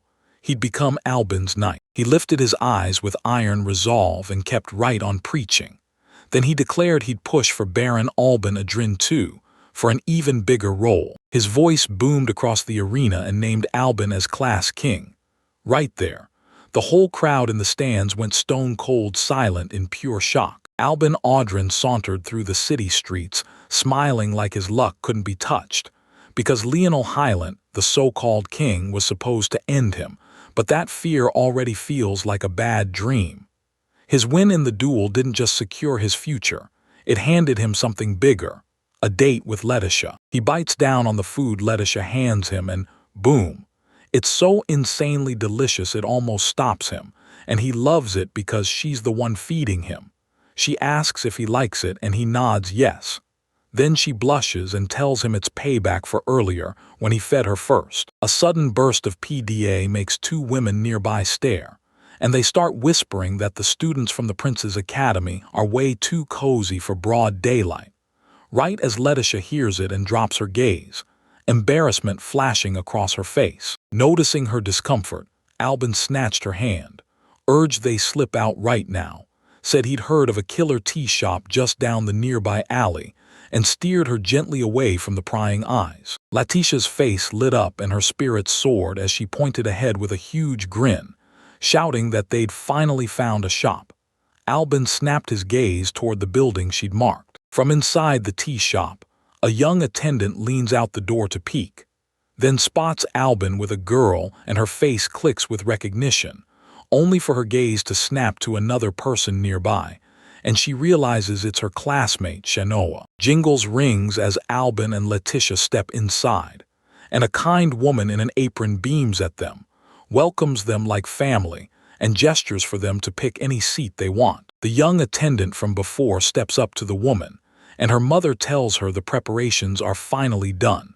Then her gaze snaps to the crest on Albin's uniform, and she blurts out that he has to be a Royal Academy student. A young attendant slips a peek through the curtain, her eyes wide with awe and worry, as she watches two nobles stand before her. Shanoa Grain suddenly steps up with a bright, cheerful grin, and the attendant's face goes rigid, stammering the names of B. Baron, Audrin, and Letitiasima like they've been caught off guard.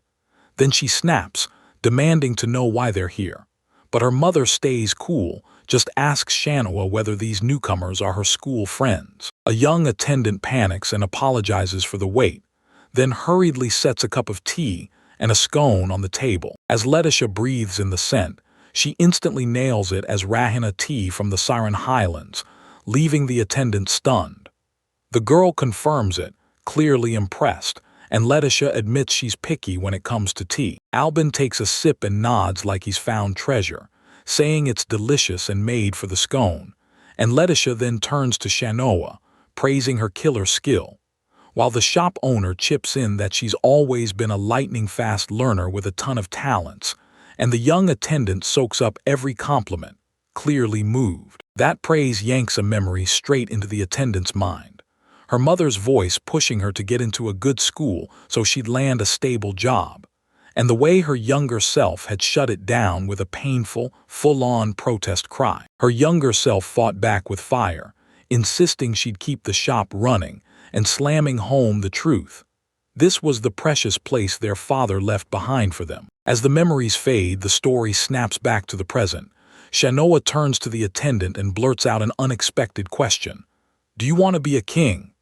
The girl panics on the spot, stammering that she's not the kind to lead anyone, while Albin just stares, completely unbothered. Letitia flashes the attendant a warm smile, says she absolutely loves this shop, and vows she'll be back as a regular from now on, leaving the girl stunned.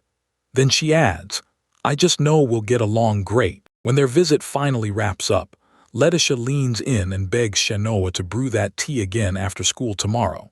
So Shanoa nods, and Albin's even more hyped, praising just how amazing it tasted, while outside, that cozy little shop glows against the night sky. The very next day, Albin stands alone, obsessively polishing his sword, simmering with bad luck, seething that he's stuck doing his duties while everyone else gets to go, right after they already made plans. Just as he's locked in alone, a hard knock blasts through the room. He snaps around with a sharp, questioning look, wondering who in the world dared to show up. He swung the door open and froze. There stood a bright, cheerful young woman, smiling and calling him by name, saying she'd come to play, and when his eyes snapped to her face, he recognized her instantly. Lucky Azalea. She zipped right past him and into the room, pointing out how big his private dorm was, and smugly reminded him that she'd told him she was coming. Then she insisted he should be grateful a cute girl like her had gone out of her way to visit, while Albin, hand planted on his sword's hilt, only snapped back with one question. What did she want? Lucky leaned in and said they should get to know each other, because she couldn't stop wondering about him. But Albin shut it down cold, saying he wasn't happy to see her and he didn't want anything to do with learning who she even was. His hand clenched into a fist and the thought hit him hard. If she was going to play all sweet, she'd better do it with Letitia right there. Because one way or another, He just knew he wasn't going to get along with his girls. Out of nowhere, she clamped her arms around him from behind, shutting down his worries instantly. Then she snapped that he and Letitia were nothing but a fake couple, with zero real love. She leaned in close, her fingers brushing his cheek as she laid out her whole reasoning. And from everything they'd shared in class, it was crystal clear he was still a virgin. Then she added that Letitia sounded like the kind of woman who'd be a nightmare to romance. Lockie took his hand and went straight for the jugular. He wanted to graduate, but he couldn't, so she'd step in as his substitute and do it for him. She leaned into her advantage, exposing the truth that she knew Letitia was out in the city and wouldn't be back for a while. With more courage surging through her, she clutched the front of his shirt and yanked him closer, swearing that as long as they still had the chance, she'd do anything he asked. When his patience finally snapped, a menacing shadow surged up behind him, glowing eyes blazing as he shoved her aside, coldly demanding she get away and swearing he'd kill her if she didn't, while Lockie only let out a faint, amused sigh with a little smirk. She challenges his stubborn resistance, demanding to know why he's making everything so hard. Then she grins like she already knows the ending and swears he'll become Class F's king for sure, especially with Letitia standing right beside him, backing him up. She closes the distance, drops her reason like a bomb, and confesses that with no power or authority, she wants the queen's throne for herself. Then she grins and dares him to do his absolute best not to get conquered by her, because this is only the beginning. Right then, Letitia burst in at the doorway, calling his name, then asking if he'd seen anyone. Her senses are already catching a faint, lingering presence hanging in the air. Letitia's gaze snaps to Albin, slumped on his bed, gripping his sword like it's his last lifeline, and he blurts out that Lockie showed up, trying to run a honey trap. Then he fought her off and chased her away. Letitia freezes, stunned beyond belief. Shock rips through the moment and she snaps into a sharp question. Did you see Lockie, and did you see her without clothes? His eyes dart away, but Albin swallows hard and quietly admits, yeah, I did. Letitia's voice turns icy as she pushes in and demands to know if he touched her. Then he snaps back fast, insisting it was Lockie who touched him. The shock hits Letitia like a punch. She freezes, then blurts out, "So you still look like a virgin, huh?" Albin stunned, and he shoots back that Lockie somehow seemed to know just by staring at him. Determination flashes across her face. Then she lunges forward with total resolve, declaring that this is the moment, right now. Albin can only stare, completely lost, trying to catch up with what she just said. As she strides toward the dresser, she clocks his usual care for her feelings, then cuts him off. This moment is too dangerous to ignore. He stares at her, dread creeping up his spine as that drawer scrapes open, and suddenly it hits him. Hard, what she's hinting at for the night ahead. Letitia stood in front of him, her nightgown glowing in the soft light, and with a fierce, unwavering stare she announced she'd bet her own body. Her stare didn't budge. Just a shy blush flickered across her cheeks as she locked eyes. She leaned in, pressed her lips to his, and pulled him in tight, then whispered that his Letitia was driving him wild, begging him to admit he didn't want her. His thoughts snapped back to that full moon night, and as the memory hit, he remembered passing his exam. One sweet win while his hunger for her raged out of control. The very next day, the two sat close together, and something new sparked between them, real intimacy. Far off, Matthias, Estelle, and Shauna stared in, their faces caught between stunned shock and wild curiosity. From where his friends stood, they watched and talked as everything shifted. Matthias muttered that their aura felt totally different, and Shano nodded, saying they looked way more confident than before, like they couldn't stop themselves from wondering what really happened between them. Their guessing game got blown up when Estelle burst into the room, all smiles and bright morning energy, greeting Albin like it was sunshine day. Then she teased him non-stop, basically saying he couldn't sleep because he'd been obsessing over her all night. She kept pushing the idea that they should hang out that day, but her bright cheer crashed into dead silence. Both Letitia and Albin went stone serious, their faces completely shut down. With a dramatic flick, Estelle snapped her fingers, Asterisk whoosh asterisk. A tiny spark danced in the space between them, daring him with a grin. She let out a laugh and snapped that Letitia had finally dropped her guard, then dismissed her like a little kitten that couldn't even lure a man, while Letitia just sat there watching, wearing a faint, knowing smile. She locks eyes with her rival, a razor-sharp glint burning in her stare, then fires a question at Estelle. Does she really think she's nothing but some naive, clueless kid?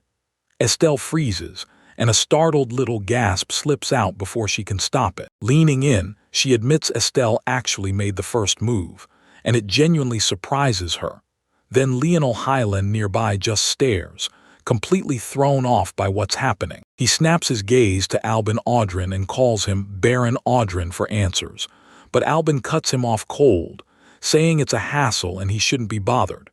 Then the two women slide into their seats, and a tense, silent standoff ignites between them. Lionel then swears his loyalty to Albin, calling himself his knight and promising to show up the second trouble hits. Then he straight up asks if Albin even dreams of becoming king. Albin shuts that down fast, saying he's not cut out for the crown and instead confesses the truth. He wants to get stronger and one day beat Lionel himself. As those words land, a strange chill crawls over him. He gets hit with a terrifying certainty. It's like the whole world is teaming up against him, steering Lionel to be the one who finally brings him down. Albin's piercing stare makes Lionel's skin crawl, and he panics at how broken this whole vibe feels. So he blurts out to Albin that they should train together, because Lionel is done falling short and wants to prove he's worth it. Albin privately agrees, calling it an unavoidable part of his watch, but Lionel reads that as full acceptance and explodes with joy, thanking him over and over and praising him as his ideal king. Lionel's pure sincerity hits Albin so hard it's almost too bright to take in. The whole moment shatters when Ivan Scottish slams his hand down on their table, and Leo Nile snaps right away, asking if he's come to protest the duel's results. From her seat, Shano Agrain yells his name, her voice cutting in from the front of the classroom. Then she orders everyone to listen. It's Ivan standing in front of the class, and he locks eyes with everyone as he declares, "I've got a proposal for the king's election." A confident, knowing grin bursts across his face as he's ready to jump back in and keep going. Right at the Akatsuki Dungeon's entrance, where the recommended level is 2022, Ivan Scottish rallies the students and lays out the rules. The one they call king has to prove he's got raw strength, sharp intelligence, and real courage, and the way you prove it is simple. If you can trek into the dungeon's deepest depths and come back with a herbal potion, you'll be crowned the most courageous victor. Tim snaps his focus to Letitia and Shanoa, grabs Letitia's hand, and asks straight up if they're really sure they don't want in. Then Letitia stays calm and confirms, "Yes, we're certain." The crew gets ready, Shanoa grins with total confidence, and Atisha announces that Albin is going to be the first to smash into that dungeon. Then, thud, the gates slam open, and the F-class herbal potion scramble kicks off for real. Right inside, a hulking, horned goblin snarls with a guttural roar, and Rowan Sturadian lunges forward with his weapon up, bragging that this time he'll be the one to shine, while Estelle Appleberry huffs from behind, scolding him for getting worked up over just a croco goblin. She lowers her gaze, smirks like it's nothing, and mutters that everything's just in her way. Estelle rockets forward before anyone can react, slamming a huge bandage club onto the goblin's head, and crack, its skull shatters, leaving Matthias and Rowan frozen in stunned silence as they stare at that terrifying surge of power. Her blow slams the goblin out of existence. When she lands, she coldly orders the rest to scatter to dust. Her classmates stare, stunned by her power, and instantly clock her as the rumored good game girl.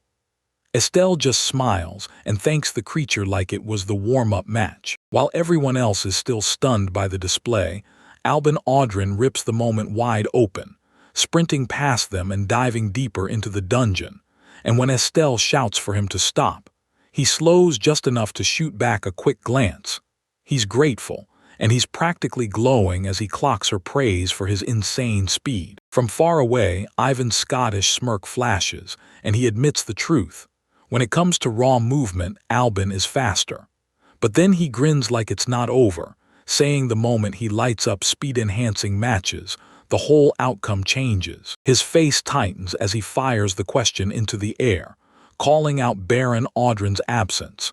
Does he really mean to keep refusing the contest for the king's throne? Down in the dungeon, Albin Audrin talks straight to his unseen rival and throws in a rushed apology for keeping him waiting, then mutters that some people are clearly not happy with how things are right now between them. Just as his thoughts start to spin, Estelle, Appleberry, and Lionel Hylant burst in like sunshine, cheering, while the charming one announces himself with a big, grand "I'm the knight."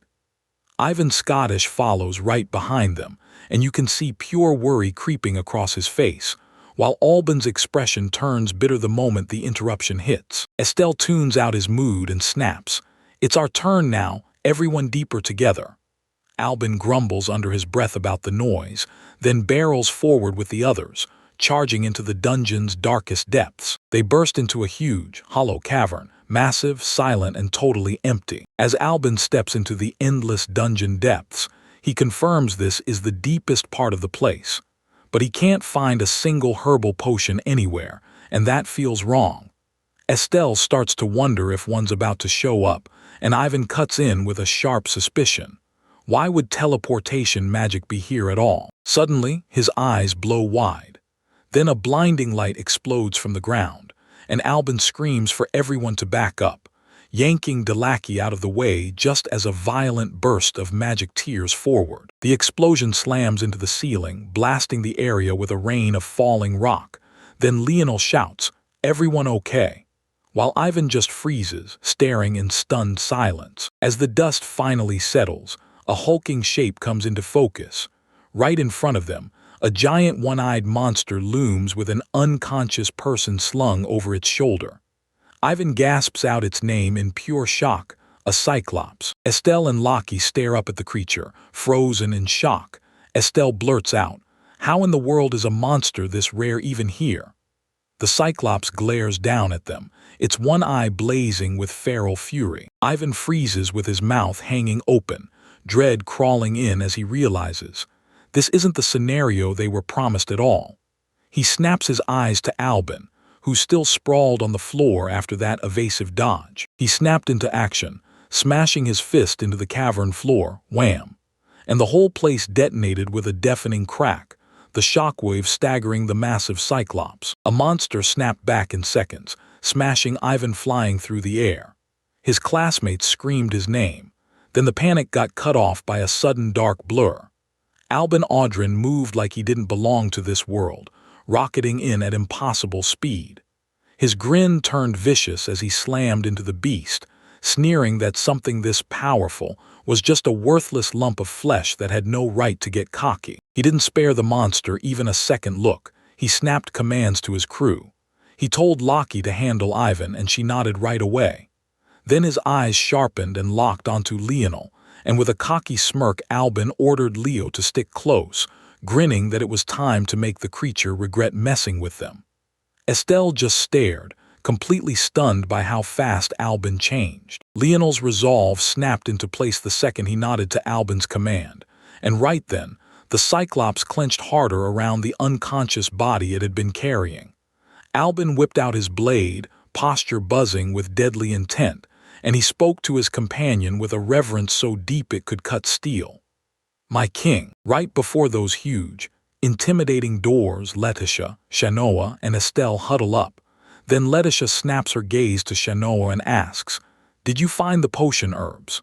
Shanoa's face tightens with worry as she shakes her head and admits she hasn't spotted a single one, so they'll have to dig deeper where Albin has already pushed in. Letitia can't hide her worry as she blurts out that she's been stressing over everyone. Then she stares at the dungeon entrance. She admits she's never been in one, so she doesn't really know what to expect, but she's still sure as the sun that Albin is okay. She leans in and says the real horror isn't the threat. It's that the monsters still aren't wiped out yet. And as she talks, a smug little picture of Albin flashes in her head, bragging that he already cleared the entire dungeon. and it shocks Shanoa. Letitia flashes a gentle smile and tells Shauna she'll meet him soon, without a doubt, while Shauna watches, shaken to the core, because the way Letitia trusts Albin like it's guaranteed makes Shauna desperately wish she could someday have that same kind of faith. A huge shadowy monster just appears asterisk behind them, hoisting a crude club up high, right when Letitia screams Chanoa's name and yanks her friend to safety with all her strength. The devastating blow never lands abrupt. Albin and Lionel drop from above with blades raised, and when their swords slam into the club, it erupts in a deafening clang.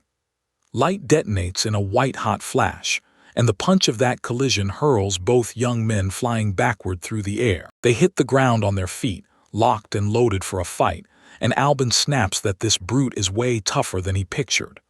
Lionel kneels right beside him and says the light beam is a nightmare too. Albin grins.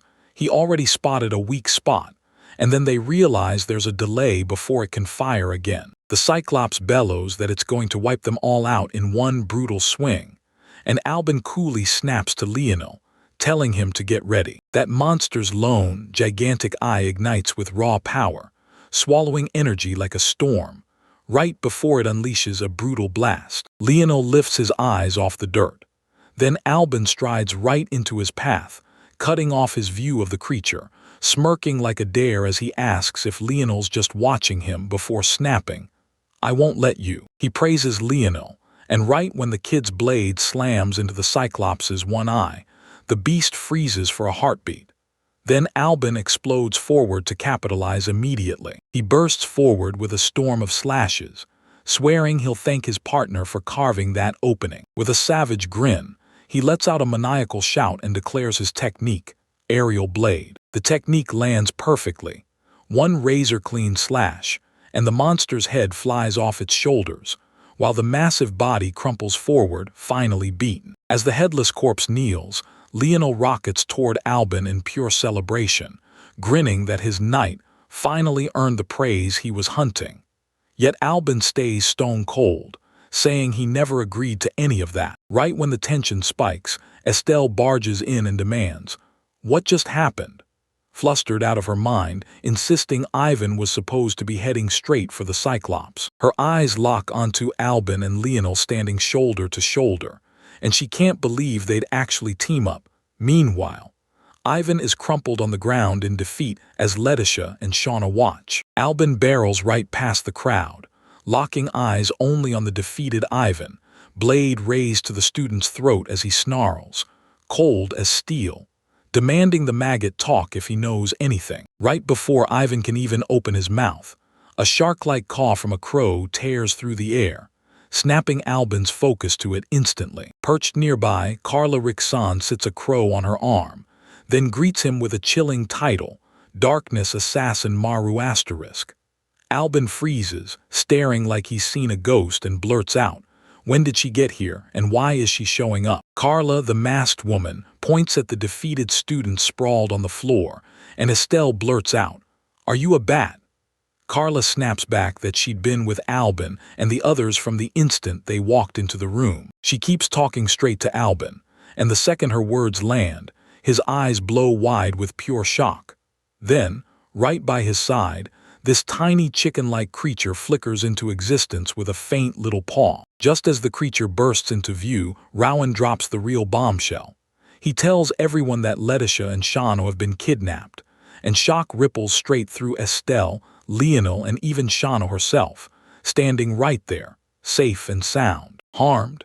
As this report finally lands, Lionel's eyes scan the training ground, where his classmates are sprawled out and out cold, and he rips through the chaos shouting for Baronade. He spots him posted under the harsh glow of a high window, and Albin calmly dabs the blood-stained hand with a handkerchief, face flat, unreadable, standing over yet another fallen student. Letitia jolts awake with a groan, trapped in a dark cell with iron bars, and when she spots Shanoa crumpled on the stone floor, she realizes a shadowy figure is lurking right outside, mocking her as panic slams in, and she screams Shanoa's name. She scrambles over to her friend's side, carefully lifting her head, and Letitia murmurs soothing words, promising Shanoa, still out cold, that everything's going to be okay. Pressing a gloved hand to Shanoa's forehead, Letitia unleashes her power and chants the healing spell, magical light spilling from her palm as the cure takes hold. Healing magic surged through her in an instant.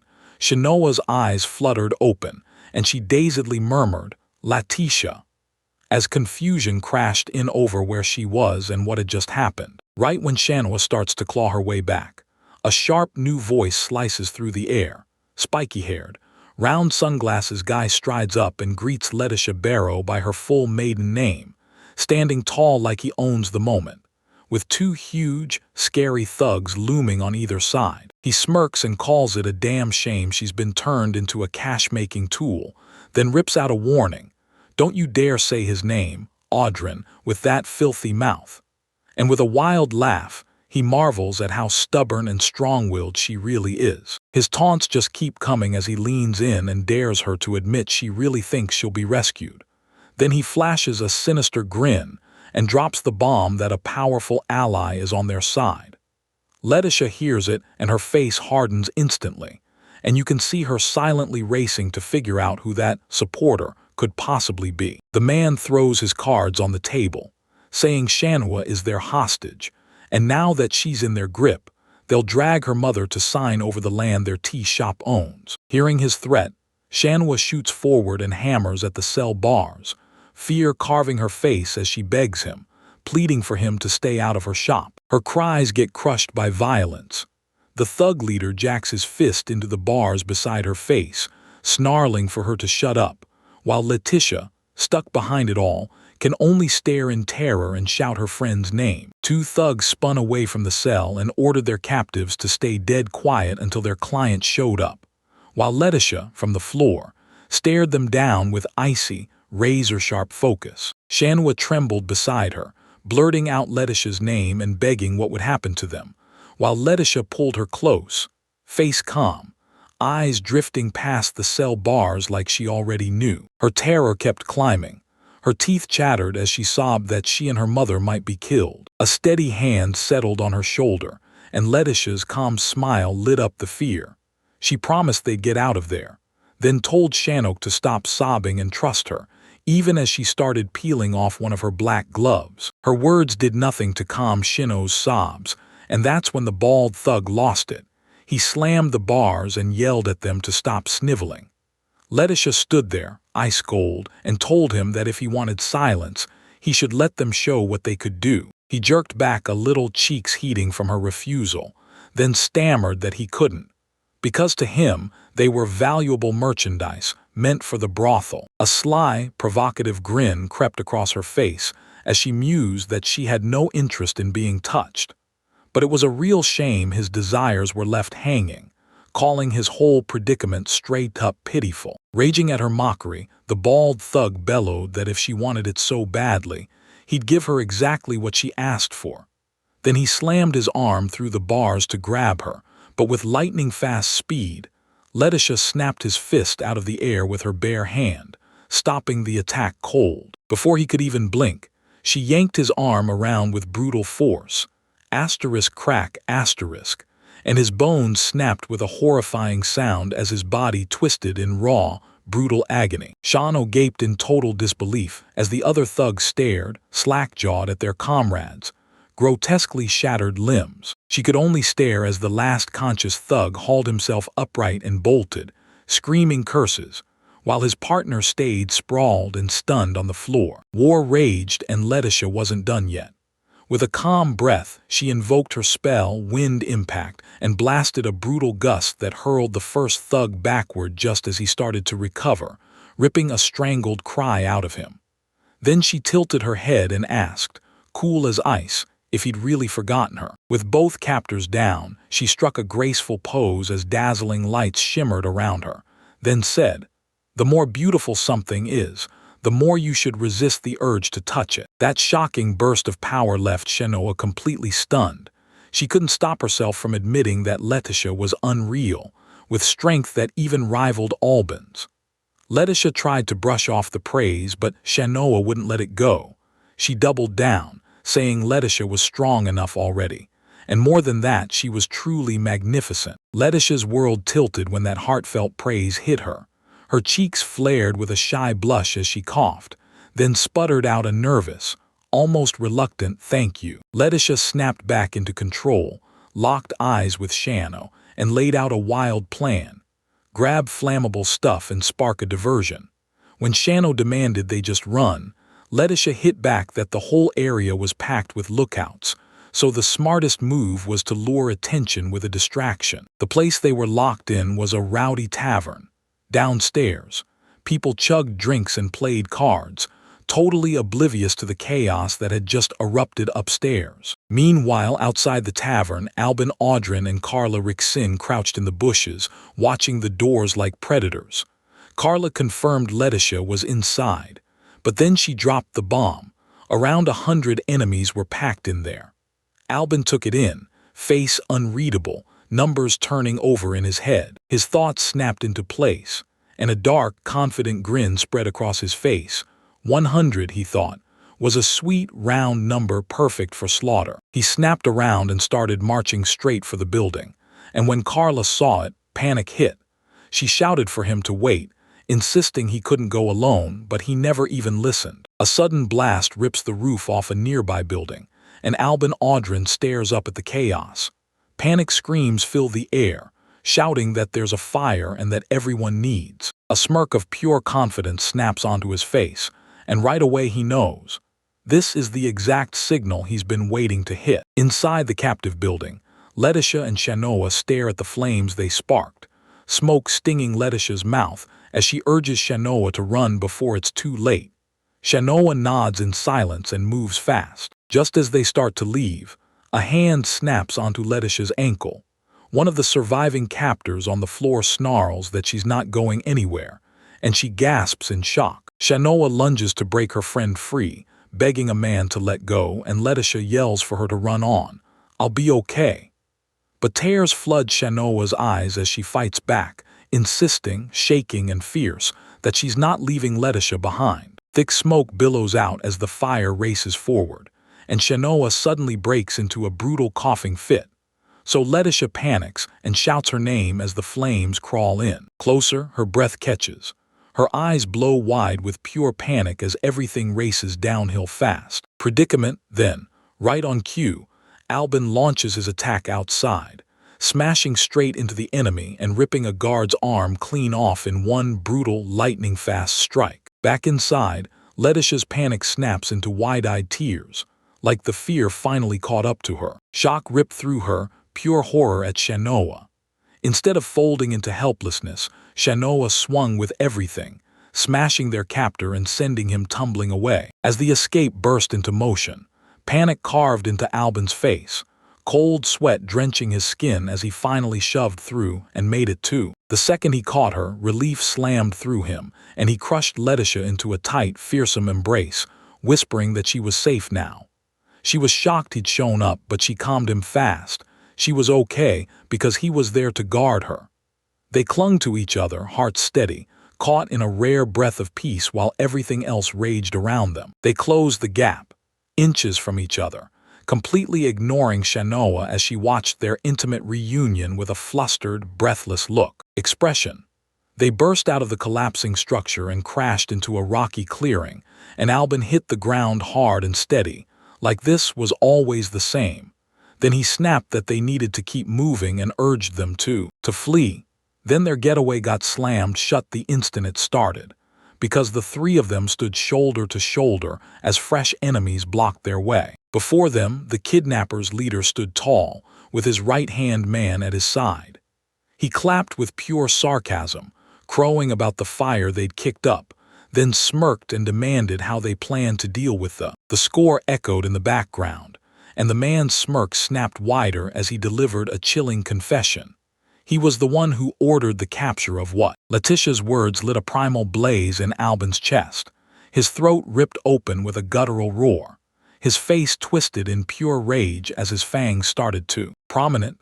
In the blink of an eye, the thug leader crumpled to the ground, defeated. As Albin lifted his hand to strike for the kill, Letitia slid in and hooked a hand on his arm, stopping him in place as she calmly told him. She froze mid-step, then snapped her eyes to the fallen man, and a chilling, predatory grin spread across her face, because now she had a whole new idea. She was going to give him a gift of a living hell.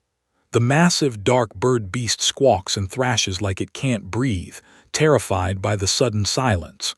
Behind it, Letitia stands there, calm as ever, looming over the fallen bodies of their assailants. Nearby, Albin drops his fist, shoulders collapsing with pure exhaustion, and he murmurs, "It's fine. At last it's over." He crumples to the ground, the thug's leader left utterly broken, and all he can do is whimper, begging for mercy with sweat-soaked terror on his face. And blood. Albin snaps his eyes away from the man, his own face sunk in shadow, and he can't stop remarking on the terrifying expression Letitia wore. Her face relaxes, that hard, worn look fading as a warm smile blooms. Then she praises his effort and tells him to leave with her. He looks up, smiles back, and asks if they can find. Finally, they make it home. At least that's what it looks like. But the showdown isn't fully over. The thug's leader pops up, swallowed in swirling dark energy, and snarls that a failure stays a failure. Then he can't believe the couple pulled it off, so now he has to figure out how the hell to report what happened too. He darts toward his superior. Then boom, he leaps away, slams down on a nearby rooftop, and whips around to stare at what just happened, already thinking, "I've got to cook up the perfect excuse for my asterisk."